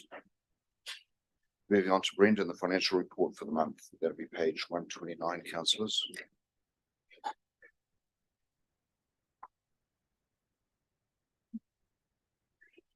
Welcome. Thank you, Your Worship. Good morning, councillors. I'm here to present the financial report, the monthly one, as we do each month. We're looking at the end of February at this point. Just to jump straight into it, I guess, comprehensive revenue and expenses. We've got an overall net surplus of just over $6.1 million against a budget of 4.3. A lot of that's due to the expenditure being down substantially, about 2.7 million.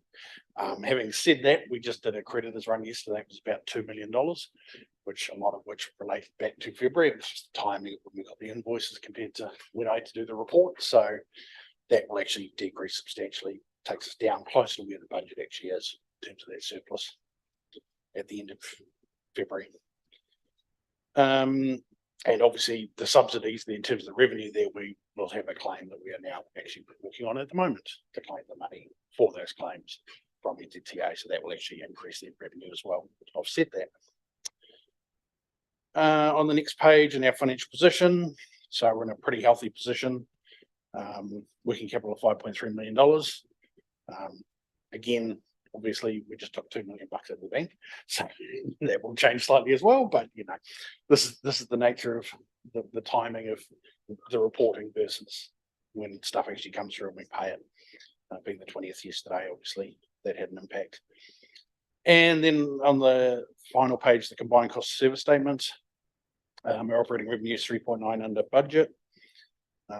Mostly in the activity revenue and the other general sources, as I've explained in previous months, because it's pretty much the same thing. The other general sources are overhead recoveries, where we charge ourselves to the departments. Obviously, with the reduced staffing costs, because we have less staff than we budgeted, that means that we're recovering less than we budgeted because not as many people to charge out. And then in terms of the capital, so we're about 7.6 under budget at this point. I know Mark's report's next, so I guess a lot of that 7.6 will be discussed by him in his report. So I guess any questions about anything out of my report? Yeah, Thanks, Brendan. Yeah, it is a bit challenging to follow when you said, yeah, it comes a particular month and when bills are paid and et cetera, et cetera. So yeah, a lot will depend on what Mark feeds us in the next report. Any questions, councillors?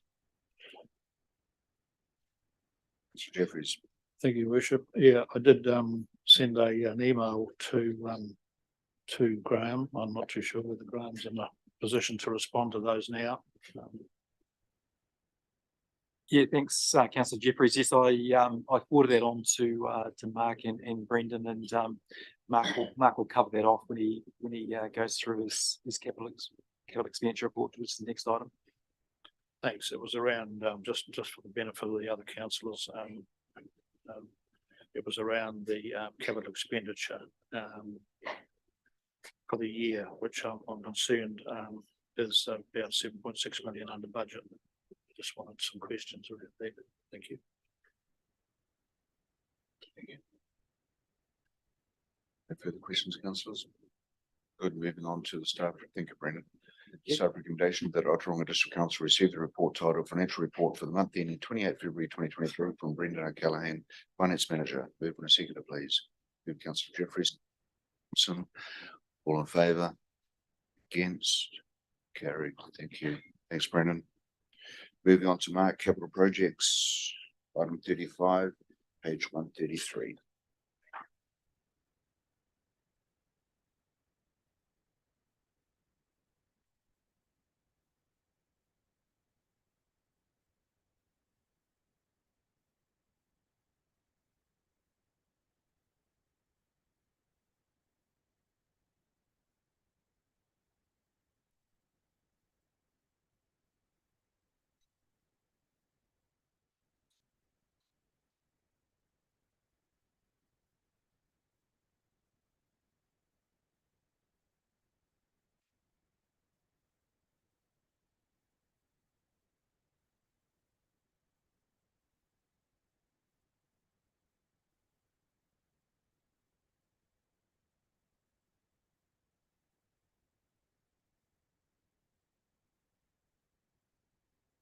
Straight on the page, so I get to find out. So, yeah, sorry, it's such an introduction.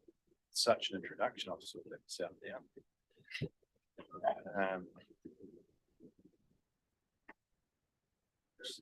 Get rid of the right page.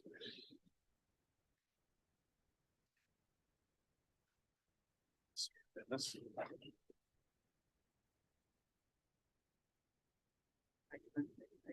Yeah, it's just trying to load up now, but that spreadsheet's open at the moment. It's going out now. Right. Good morning.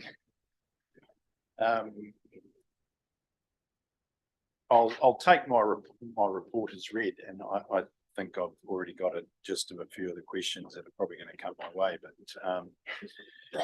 I suppose if I just go through a few of the sort of key points and issues we're facing currently, and it's probably no surprise in the sector that it's been a challenging year to deliver the capital projects. If it's not, I suppose, the economic environment we're living in, it's the weather that we've had over the last 3 to 4 months, and I must admit we've been a lot more fortunate than other people, so we can't complain there. But what it has done effectively, it has reduced our construction season, so we are struggling to get through a lot of our capital work. But what my report probably doesn't detail is that we are forecasting to sort of come in reasonably close to budgets, but there is probably one of our roading budgets that's going to be reasonably underspent, which we'll look to carry forward next year, and that's the minor improvement budget.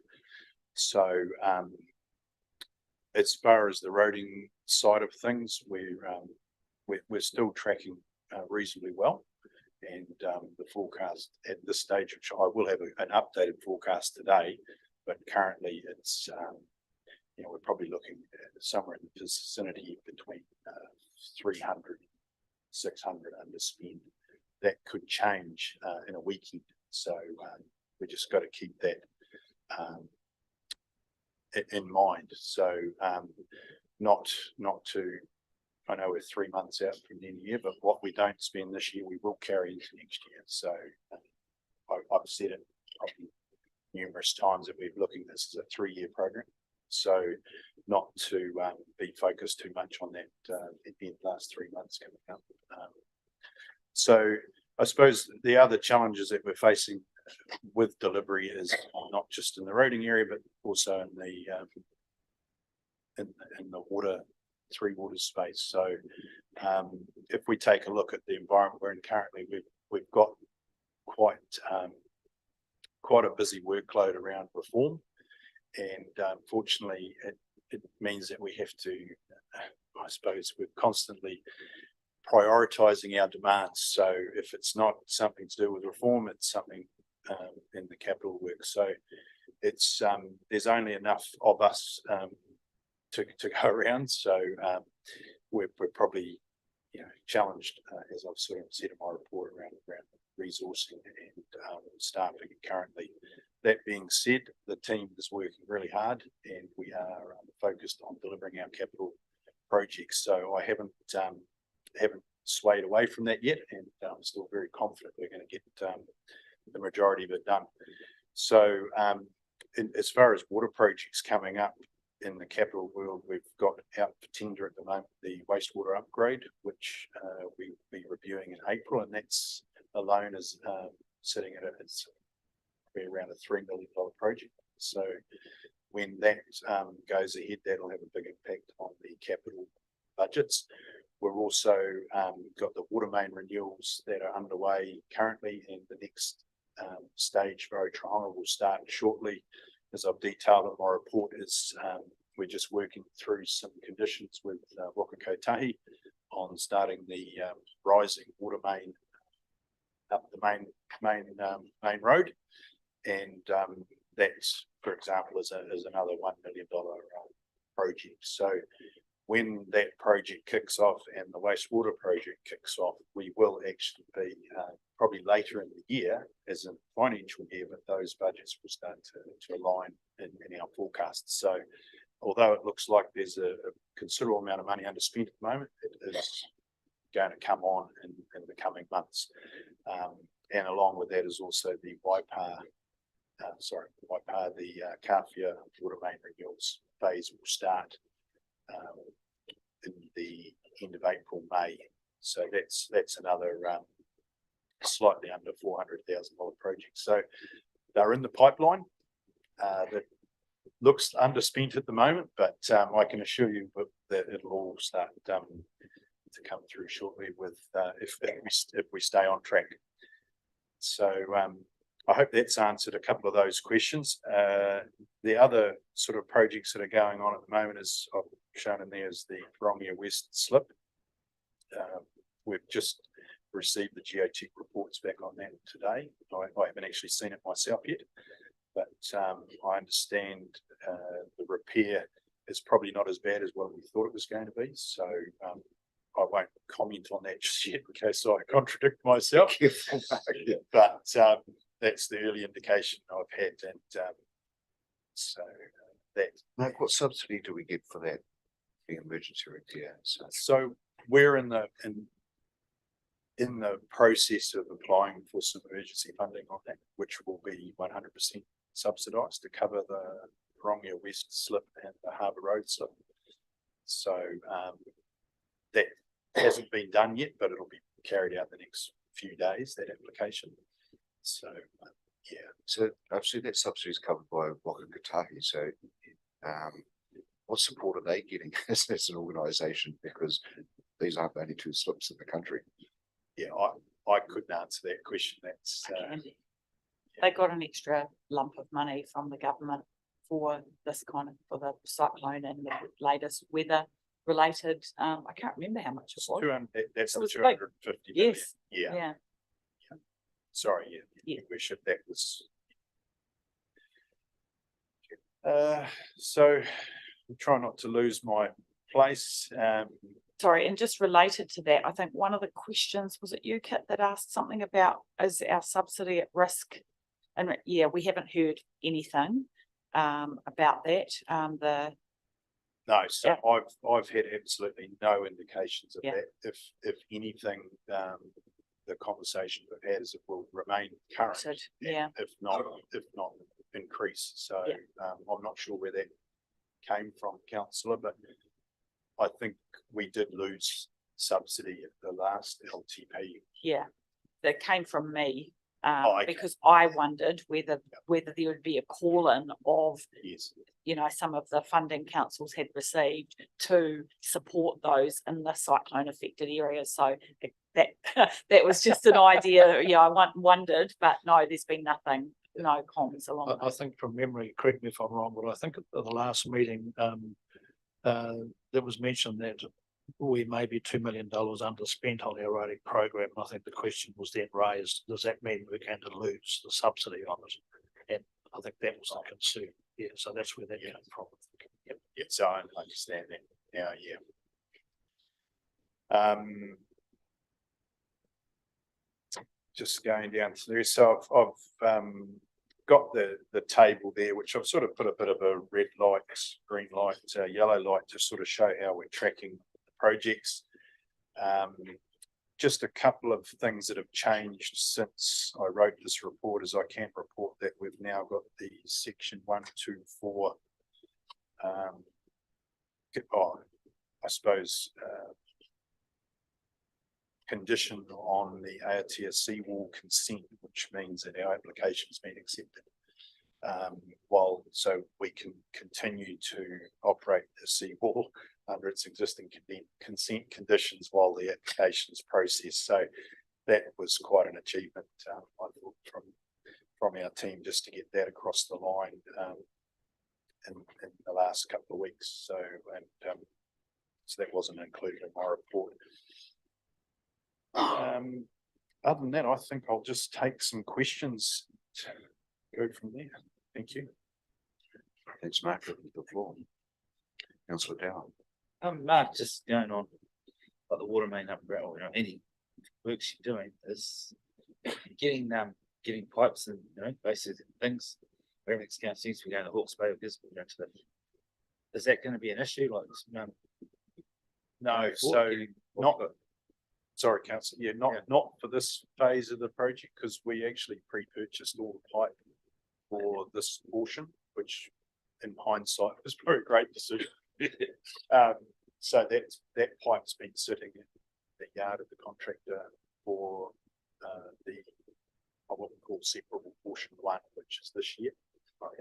Next year might be a different conversation. So we haven't got to those. Those discussions. I'm struggling to get some posts to build a little fence around the place. That's right. Thank you. Thank you, Councillor Johnson. Yeah, thanks, Mark. Just on page 134 on 4.4 on the Three Waters reform, where it says we're working alongside Waipa District Council. Is that us helping them or them helping us? What does that actually mean? Yeah.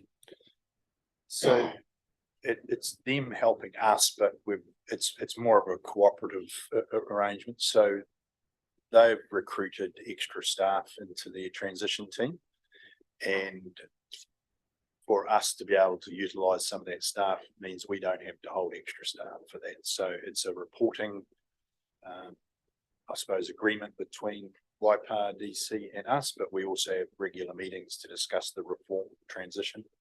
So it's a cooperative arrangement, but they are actually helping us in simpler terms. Yes.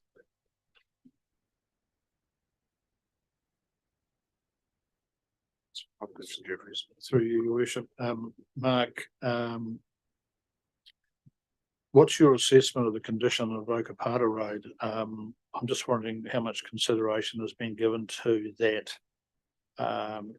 in the event perhaps if we had a loss of State Highway 31. I guess that would be an alternative access to and from Kawhia. So are you satisfied, if you like, that the condition of that road will be capable of taking that additional traffic if it's needed? Yeah, I'm probably not the best suited person to answer that question at this time. Councillor, probably not that close to that operational detail, sorry. So I'm sure I could get that answer for you. Yeah, that would be good. In my conversations with the roading team, as no one's raised any concerns with me around that road. So Okay. I just wanted to say thank you too for the work that was done on Kaiora track in Kāwhia. The feedback that we've had on that has been positive and complimentary. So if you could convey thanks to people, contractors involved, that would be appreciated. Very well received. And the only other comment I had, Mark, was the graph, the capital projects graph. I just wondered whether we could have perhaps a little bit more information in there as to actually the numbers involved, or even a split on a percentage basis, because sorry to be blunt, but that graph doesn't mean a lot to me. It just tells me that orange is construction and so on. It doesn't actually tell me anything more than that. Councillor Jeffries, does the table below tell you more of the information that you're seeking? So if you have a look at pages like 137, 138, where you've got the actual name of the project, the budget, and then there's timeframes around tendering, construction, that sort of thing. Does that give you, otherwise, yeah, what's specific? Well, it could do, if you're prepared to sit down and actually do it yourself. What I'm saying is that I thought the graph would actually, you know, be a one, you can see it all in one thing without having to go back and analyse it yourself.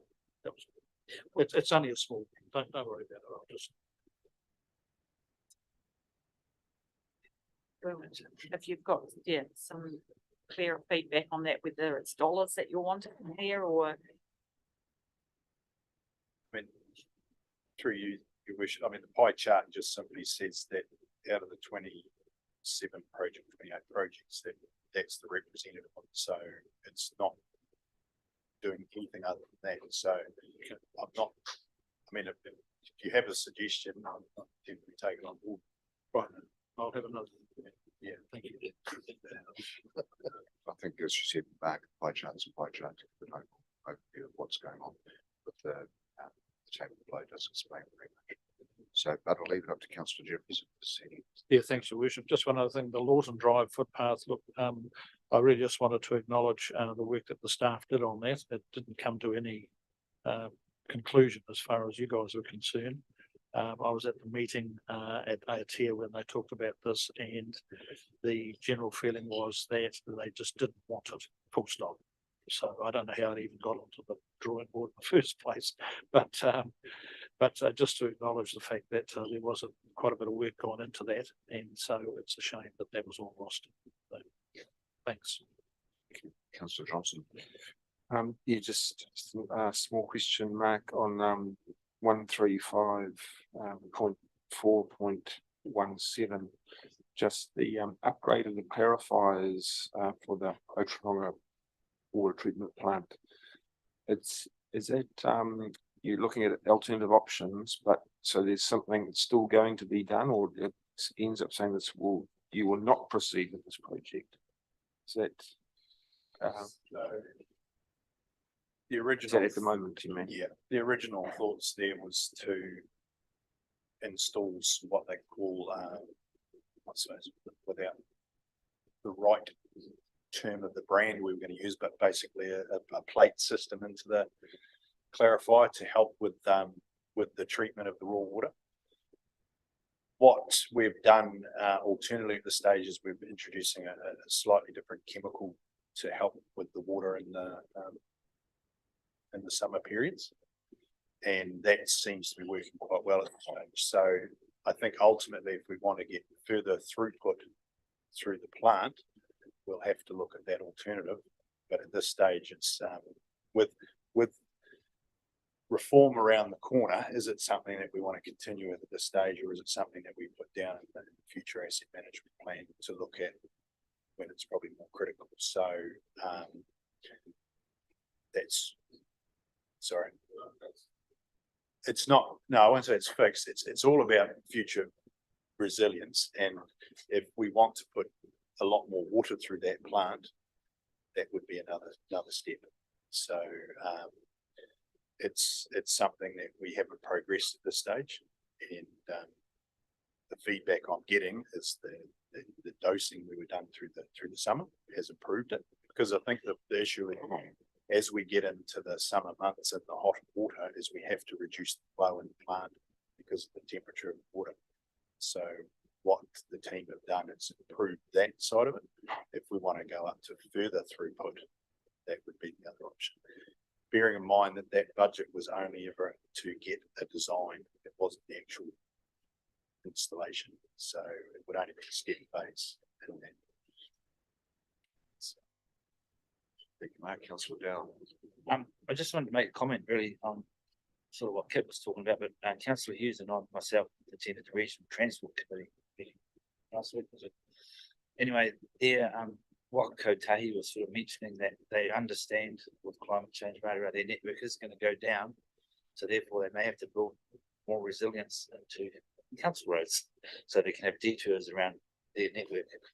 So just to let you know that maybe they may give us more funding to, so roads like State Highway 31 goes down, we could upgrade the Okapata Road, so there's still an option, you know?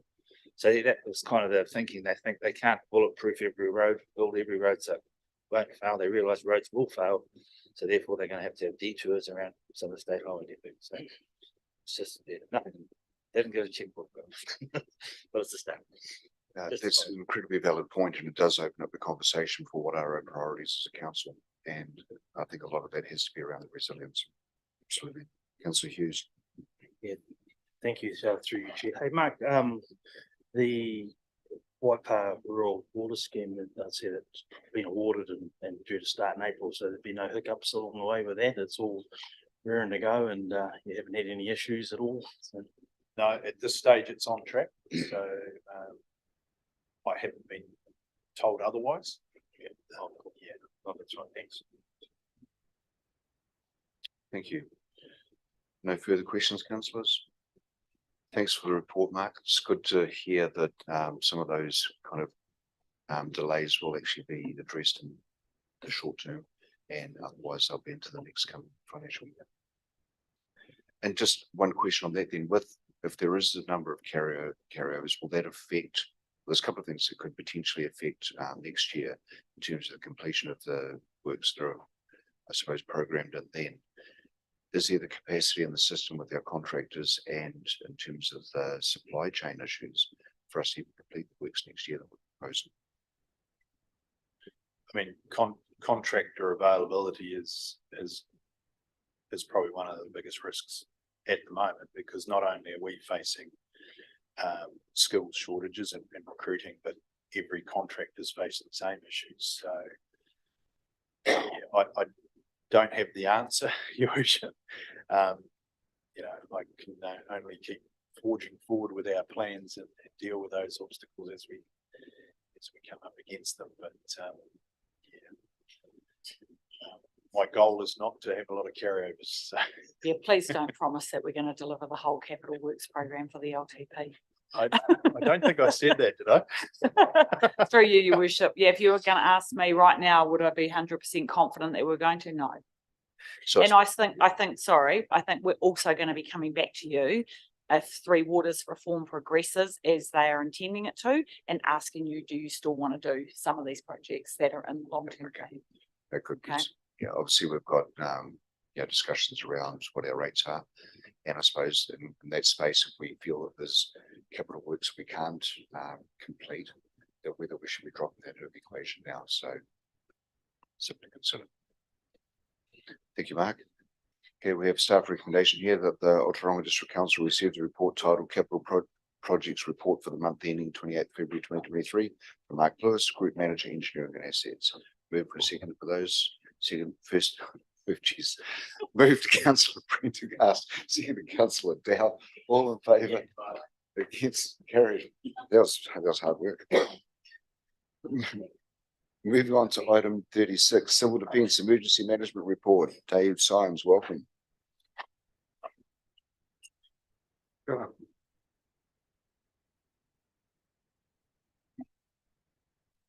So reasonably lengthy report.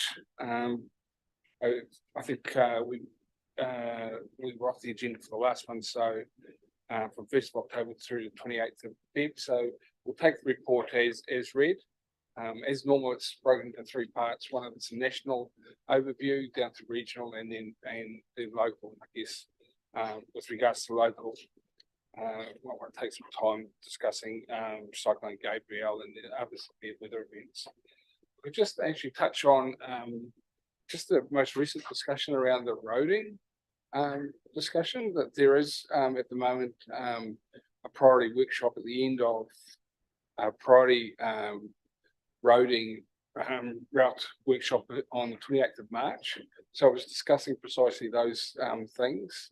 There was an initial workshop around state highways, alternative routes, those sorts of things, and it was driven by central government. Waka Kotahi is nailing down those things, priority from 1 to 4. What are the most important ones through specific areas? So I'll make sure that Andrew and the team are linked into that, but that would be an essential workshop for, I guess, council staff and ourselves to be from emergency management to be linked into, because it falls out of the recent events and maintaining that supply chain. We're seeing all over the country, actually, that is one of the major things is building that resilience and where do we go around it and how is it all connected from sort of top to bottom. So it needs to be integrated with Waka Kotahi and also local councils. So that work's underway and it's quite new. So that's on the 28th of March. Sorry, I just thought while it was fresh, I'd just touch on that. So with regards to the report, just very briefly from a national perspective, you see there's now a 24/7 capability around alerting and reporting. They also mentioned there around the sector surge support and emergency. So we've seen that recently to Nelson and then most recently with our staff either coming together as part of the shared service or also supporting Thames, Coromandel and tourists participating that come back from Hawke's Bay as well.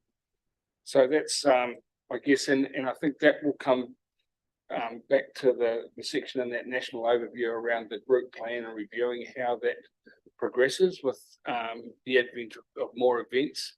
Is how does that work and how does that impact on individual councils and their normal business as usual staff? Is actually we have more of these events and people are asked to support other areas, whether it be ourselves or others. So I think that would be probably high on the list because we get those requests coming through constantly asking for staff and yeah, we saw that with Auckland as well. Public education initiatives, that's now across a variety of languages. That's the Get Ready Emergency through the NEMA database. So that's actually on the Get Ready website. So that's a great initiative.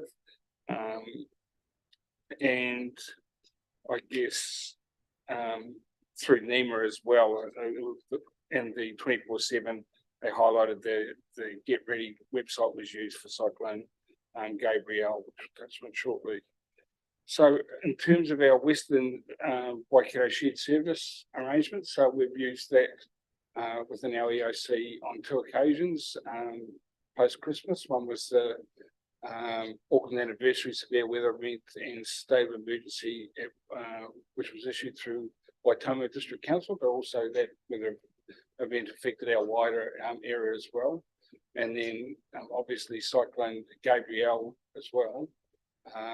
Which was predominantly focused, obviously everyone's aware of the North Island, across the North Island, but for our area, certainly Kāwhia, Ōtorohanga and the Waipa area, I guess, were affected most, not so much Waitomo on that occasion.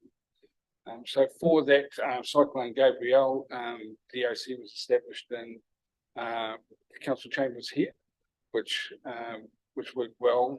Central point, we looked at, I guess, the forecasting of weather and the hazard scape, and this was the best location. It was certainly well supported from an IT perspective and local council, so that was appreciated. And again, staff drawn from the 3 councils, but certainly there was good local input which we needed, especially just for that local knowledge for that Kāwhia area. I think EOC was stood up on the 13th. I think it ran through to the Monday. Although we started dropping staff off as soon as we could, just then to maintain that transition from the response phase back to business as usual, which becomes, council response to roading matters, those sorts of things, but still with the capability to respond to welfare requests. But it's always, I guess, something that we go through. It's the tricky bit is that actually go through that handover period. What's the right time to step back and release staff, as you move out of response and into potentially the recovery area. Andrew, is there anything else around Gabrielle? I think the cyclone and the EOC. No, I think it's just, it was a good example of the three councils and shared service arrangement working well together and supplying staff and allowing a shift and handover, and so that people were always refreshed and not worn down by continuous shifts. So yeah, it's good effort. There's nothing further there, Dave. No, happy to take Questions, councillors? Mr. Johnson. Oh, no, just testing, mate. Councillor Williams. Not so much a question, Your Worship, thank you. But just hoping that everyone in reading the full report, and possibly trawling through the minutes, just gets an idea of the level of organisation that does exist. There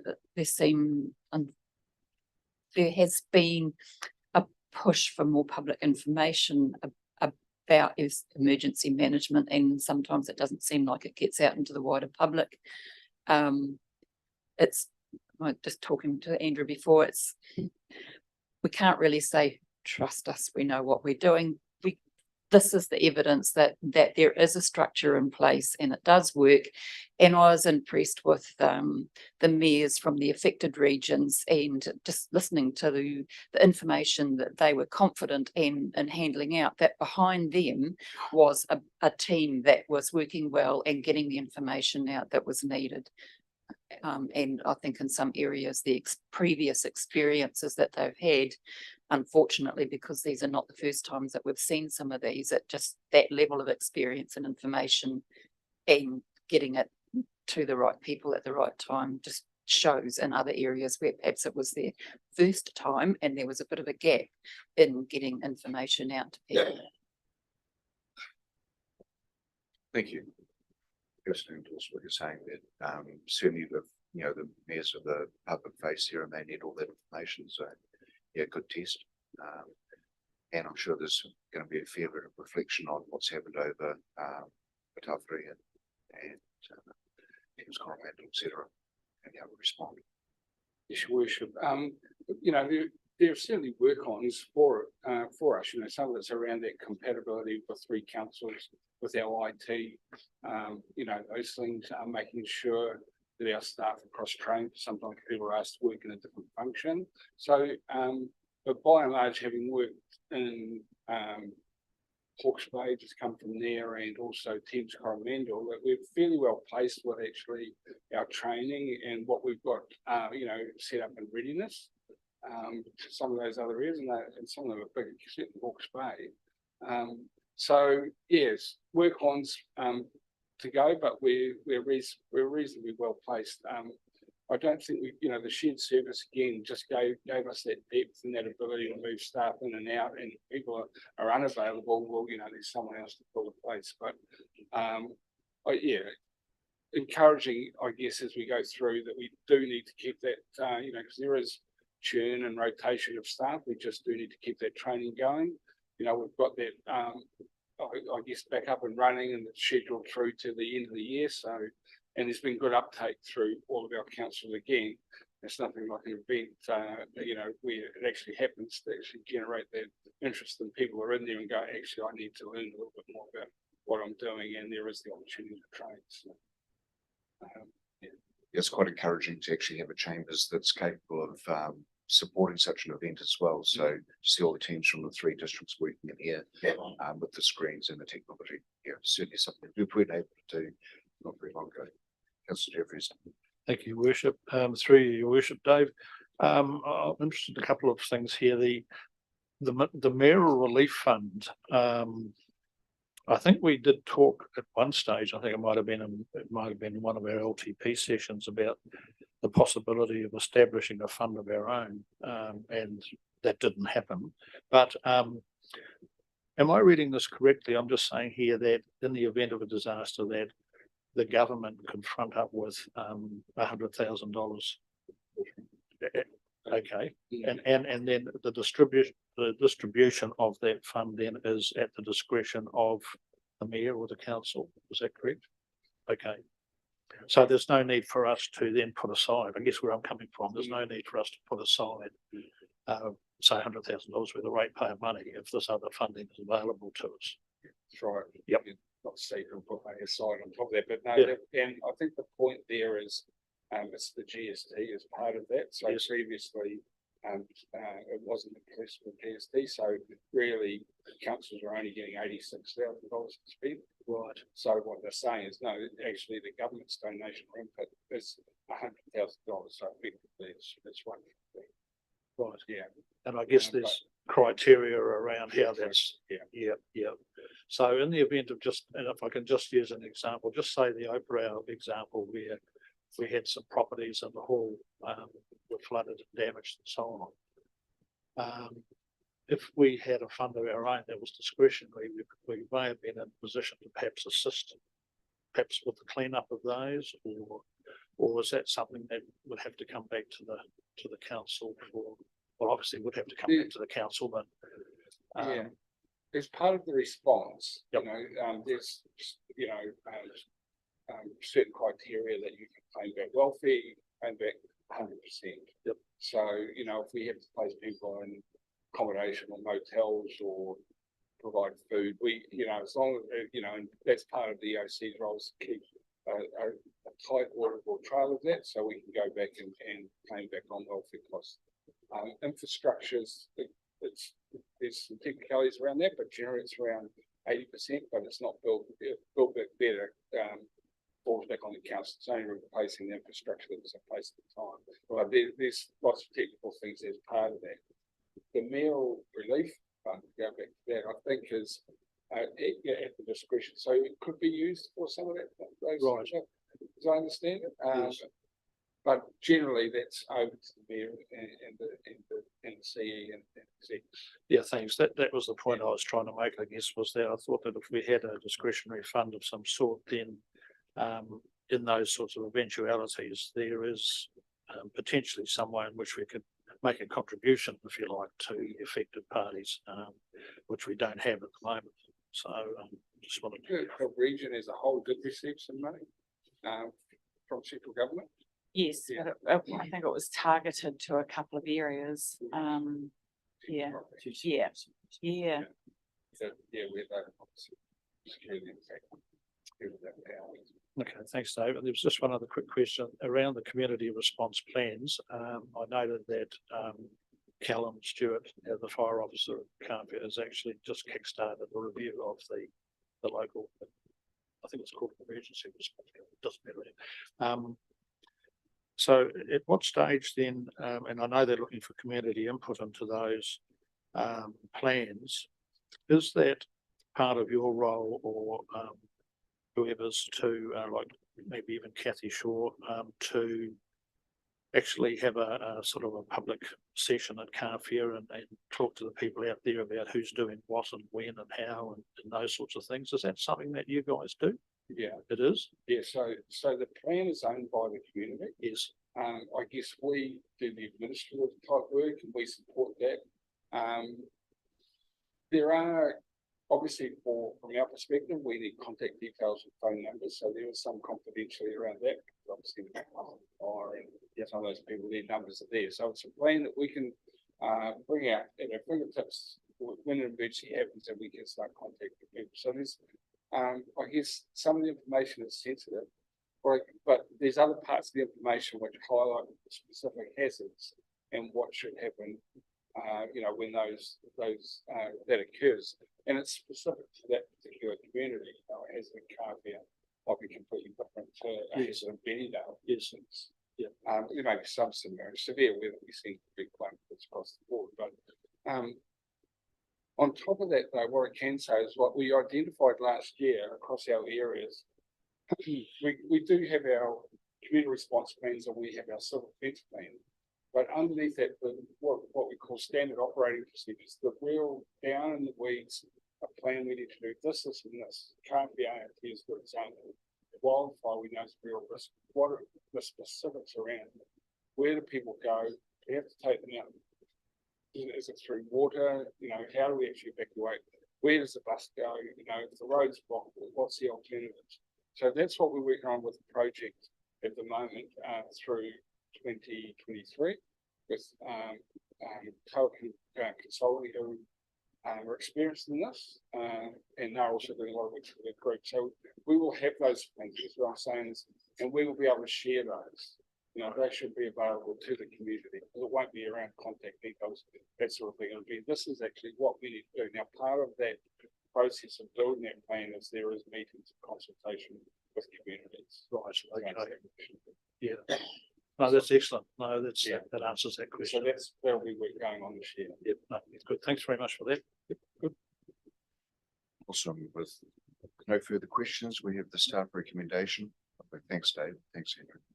That those Ōtorohanga District Council received the report titled Civil Defence Emergency Management Report for 1 October 2022 to 28 February 2023 from Hello Group Manager, Regulatory and Growth, and Dave Symes. Doesn't say that, but I I'll move Councillor Jeffries. I'll second that. All in favour? Against? Carried. Thanks, guys. Okay, we'll move on to resolution index, which is way down the bottom of the Yep. So page 169, we've got a couple of resolutions. One of them is around the Kawhia Aotea and Ōtorohanga rural concept plans. So we're still obviously working on putting those advisory groups together. So this will stay on the agenda until we have that in place, likely to be April. And then we've got a resolution around the risk and assurance independent chair, which we have a report on the public excluded agenda today. And that's it. Any questions there, councillors? If not, the recommendation is that the Ōtorohanga District Council receive the staff updates for the resolution register. Move that. Councillor Prendergast, all in favour? Against? Carried. Thank you. Moving on to councillor updates. Enough time for that? Yes, we do. Councillor Johnson, you have the excitement of the weekend to talk to us about. Not too much. Firstly, it was a pleasure to represent the council at Brian King Gold Star for the Ōtorohanga Volunteer Fire Brigade. 25 years. It's real achievement doing a volunteer service for 25 years. So it was really nice event, and we have got a certificate in the pipeline. I think everybody else had certificates except for me when I got there, but that was okay. I've got one in the pipeline. So anyway, I think Day is organising that for me, and I'll catch up with him. And the other thing, of course, the Piston Festival. Everybody felt it was a success. We, it's council funded. It was, with support from the ODDB and with others, passionate groups in the community. So, no accidents or emergencies, and we only had the cars banking up Clark Street a couple of times. We were concerned they might have got on the main road, but they, some people might have slipped through without a gold coin donation because they were hard to find it in their pockets. But that was good, and we raised $3,800 in gold coin donations for the RDA this time. And last time, 2 years ago, it was $2,200 for Betty Homes. So whether it's every second year or every year, Or is it not too sure, favour horses over old people? sorry. Because people favour horses over the elderly. Well, the general comment was people thought there was a lot more classic cars turned up to display this time. And I think that's probably where the growth might have been. But yeah, it was really good to see people actually having picnics, sitting under the trees and, deck chairs and things like that. So good success. So that's me. Yeah. Thank you, Councillor. Councillor Prendergast. Thank you, Your Worship. I had the pleasure of attending rural and provincial in Wellington on the 2nd and 3rd of March with Jamie and Tanya, and it was really, really well worthwhile despite a bit of a shaky start in getting there. But it was really beneficial, and a great experience I could recommend to anyone. And very interesting to hear firsthand basically the monumental level of disaster that we all knew had happened, but for those actually walking the walk, it was very emotional, of course. On the 6th of March, the risk and assurance meeting here. The 7th of March, the citizenship ceremony, which was an honour to attend. On the 9th of March, the North King Country Development Trust AGM. So I'm sort of getting my head around that a bit, which is good. And they've got, a strategy session coming up, which will be really good before the next meeting. On 14th of March, the Governance Day, it was good.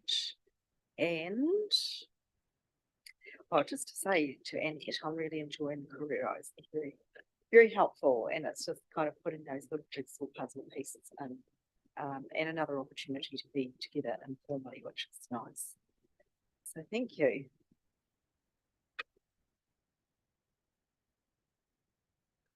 Thank you, Councillor. Councillor Tamaki.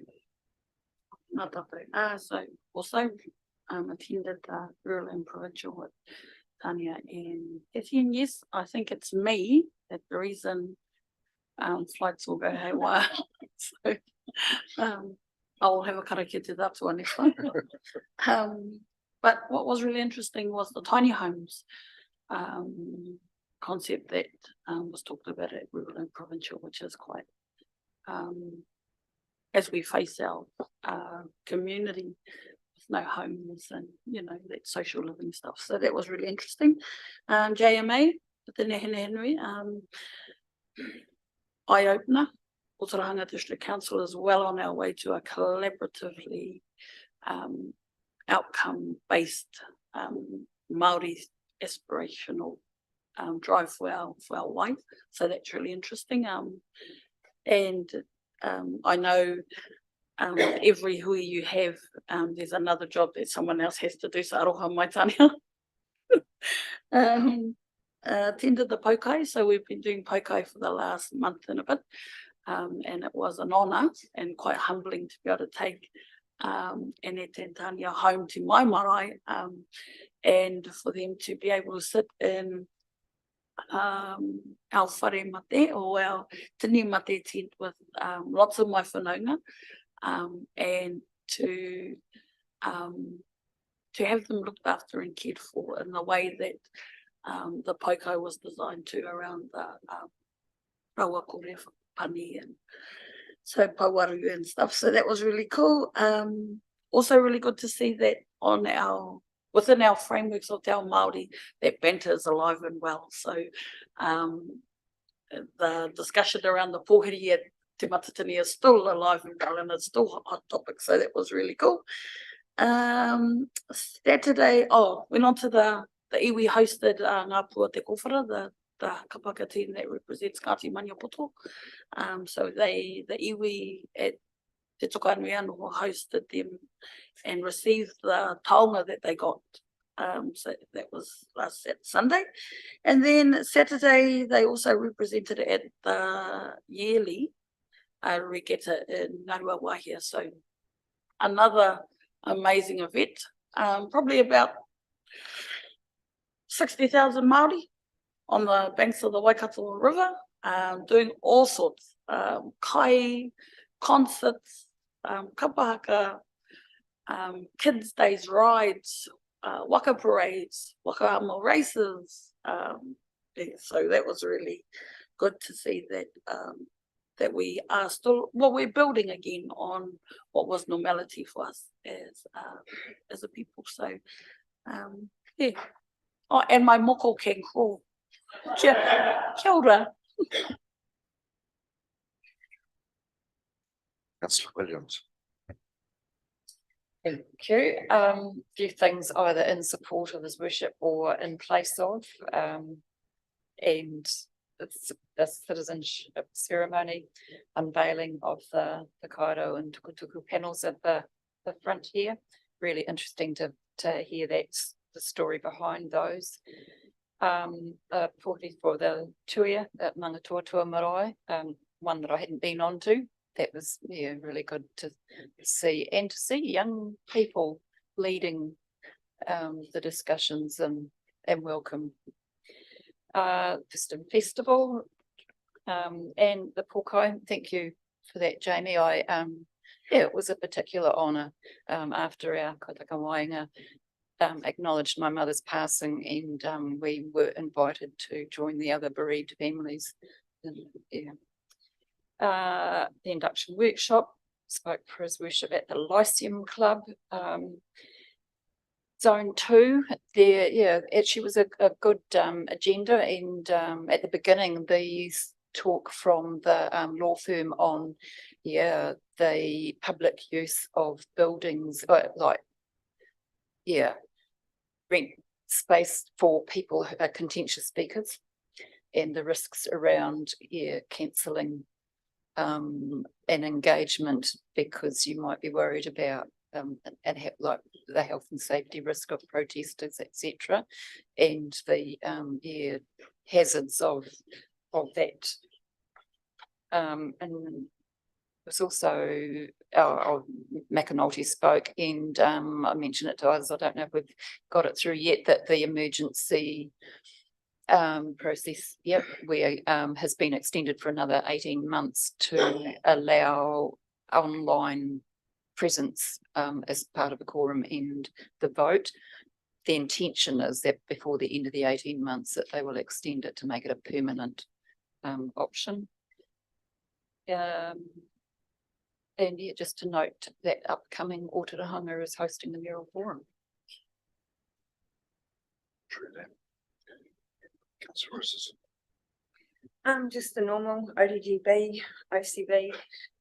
Just want to let you all know Picnic in the Park is happening this Friday at the Domain. There's some cool food trucks, but you can also pop into town and get takeaways and come down and listen to some music for free. I don't know which hat I'm wearing, but maybe ODDB, because eyesight's helping. We're encouraging people to knit or crochet poppies so that we can hand them out to all our shop owners and hopefully encourage them to do a 2-week Anzac display in their windows. Not much else. I have been fielding quite a few phone calls about noise control, so hopefully we'll get some movement on that. Yeah, that's me. Councillor Dow. Firstly, could I just thank the team for having the agenda on the Wednesday? It just made it me not to get on piss on the weekend actually. But no, thanks very much to have it that a few days earlier. It's just good digested. So thank you. What else have I been up to after that? I went to spoke on our behalf, council's behalf, on the water services entity bill, which was planning to go to Wellington, but no free trips for me. Had to sit and do it on Zoom because all the people we had to talk to, they were on Zoom too, so there was no one in Wellington to go and visit. They said I could have gone down there and sat in one of their rooms. And anyway, no, I didn't really want to go to Wellington. I really wanted to put our points across. There was 3 questions raised, which have been answered by our team here. More about David Clark. I think he's the push button in COVID that night. He wanted to know how much our rates were going to go down once the water services, but unfortunately I don't think that's going to happen. That was one of the questions. The other question was on the internal funds or whatever, how it's worked. And then the other one was the unintended consequence that the party can take over.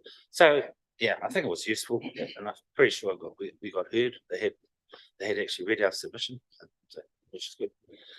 When it's been, Councillor Hughes and I himself went to the Regional Transport Committee, and was just kind of the first meeting. Stephen introduced everyone, and just nothing too much happened, but yeah, started networking. It's a whole new group of people. Oh, and it's been up to. I'm sure there's something else I forgot. So now that's thank you. Yeah, always do. Cheers. Thank you. Awesome. Thanks, Councillor, and thanks for speaking on that part. Councillor Hughes. Yeah, thank you, Your Worship. I'd just sort of like to back up Councillor Johnson's comments on this Pistons and event. I couldn't make it to the event itself, but in the afternoon when I got back into town, I actually went into the Weta for an orange juice, I should call it, with my wife, and it was really noticeable that the traffic that had left, well, especially those classic car people that had left that event, all stopped in town to eat.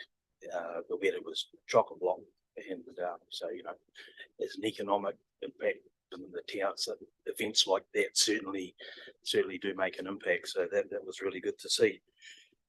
6th of March was a fairly busy day. We had the chairperson's selection interviews for the Risk and Assurance Committee and the OCB meeting in the afternoon. And the 14th of March, the elected members workshop, which was another pretty full-on day. And on the 13th, as Councillor Dow's alluded to, I went along with him to the Regional Transport Committee and found that very interesting. Actually, it was I just sat in the corner there and just observed, but something really struck me actually while discussions were going on. So there was presentations from Kiwi Rail representative and Dave Spires from Wakakatahi. And while Dave was speaking, Len Salt, the mayor of Thames Coromandel, sort of piped up about the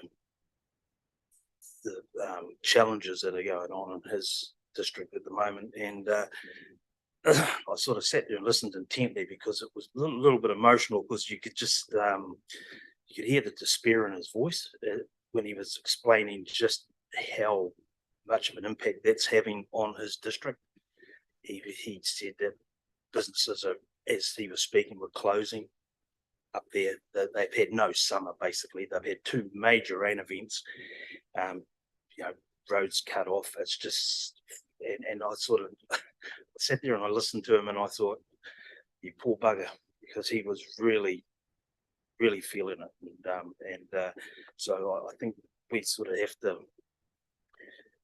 not take things for granted, especially because we got off pretty damn lightly. And when you see the devastation that's happened up there, I mean, he's talking, they're monitoring something like 70 road slips and around connecting roads up there, and he just, we can't afford to do anything about it.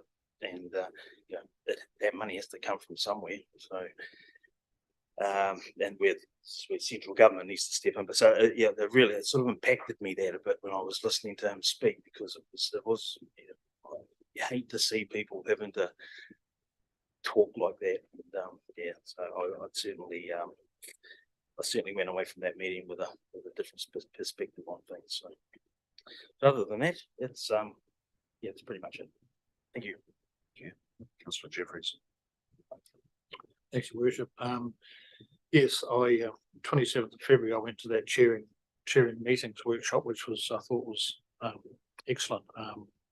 There were representatives from other councils there, Waipa in particular, and I thought the facilitator was actually very good. I thought he did a great job. So it was a very worthwhile workshop. And yeah, quite a lot learned, I think, around the table. 2nd of March, we had the Kāwhia Community Board meeting. The main issues that came up there were they've appointed or agreed to, I think it's 15 names to go onto the community advisory group for the Kāwhia Aotea concept plan. And there's some very good names on there and a very good cross section of the community. So I think that's going to be quite exciting to see what they come back to us with. The Kāwhia Hall was raised again, and we've had a meeting subsequent to that, which I'll comment on in a minute. And the other thing that's concerning a lot of people at the moment, Your Worship, is the antisocial behaviour that seems to be on the increase in Kāwhia. We have things like burnouts happening on a fairly regular basis now. There's noise and smoke drifting across the community. On Saturday night, I had a ring from, I won't mention any names, but somebody that I know who had permission to park their camper van on Tomoki's section down at Karewa, and a group of, well, we think mainly outsiders, but there may have been some locals down there, really got stuck into these people. And I have to say that racism was alive and well in Kāwhia on Saturday night. It was not nice. So these people felt really, really threatened, intimidated. The language was colourful, to say the least, and they were too scared to ring the police in case of retribution. So they just had to weather the storm. So there just seems to be an increase in that sort of behaviour happening out there, and it's a real concern. On the 6th of March, the risk and assurance meeting, yes, we had some interviews and have recommended the appointment of a chairperson for that committee, which we'll talk about later. And then on the 17th of March, I had a meeting with the Kāwhia Hall committee, Alan and Sandra and Ross Dockery. And I just want to say thank you to Andrew and to Trish coming out and facilitating that meeting. It was very amicable, and I believe that everybody has walked away from that meeting knowing who's doing what and when, and I think probably that matter will eventually resolve itself. So no, just thanks again to the staff for their support on that. Thank you. So thank you, Councillor. Day, I'd imagine lunch is there, is it? Awesome. So good tea. So I'll just adjourn the meeting for half an hour, then we'll come back in for the public excluded section and then on to workshops. 1:10. 1:10. Thank you.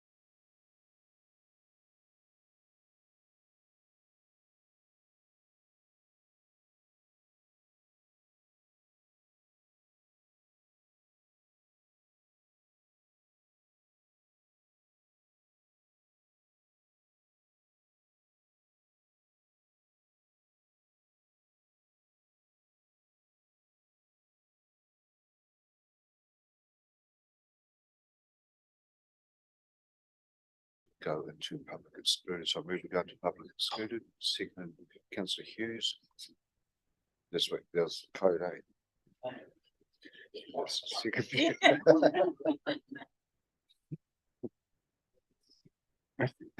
All in favour? Against, carried. Okay, moving on, there's no further apologies here, no late items.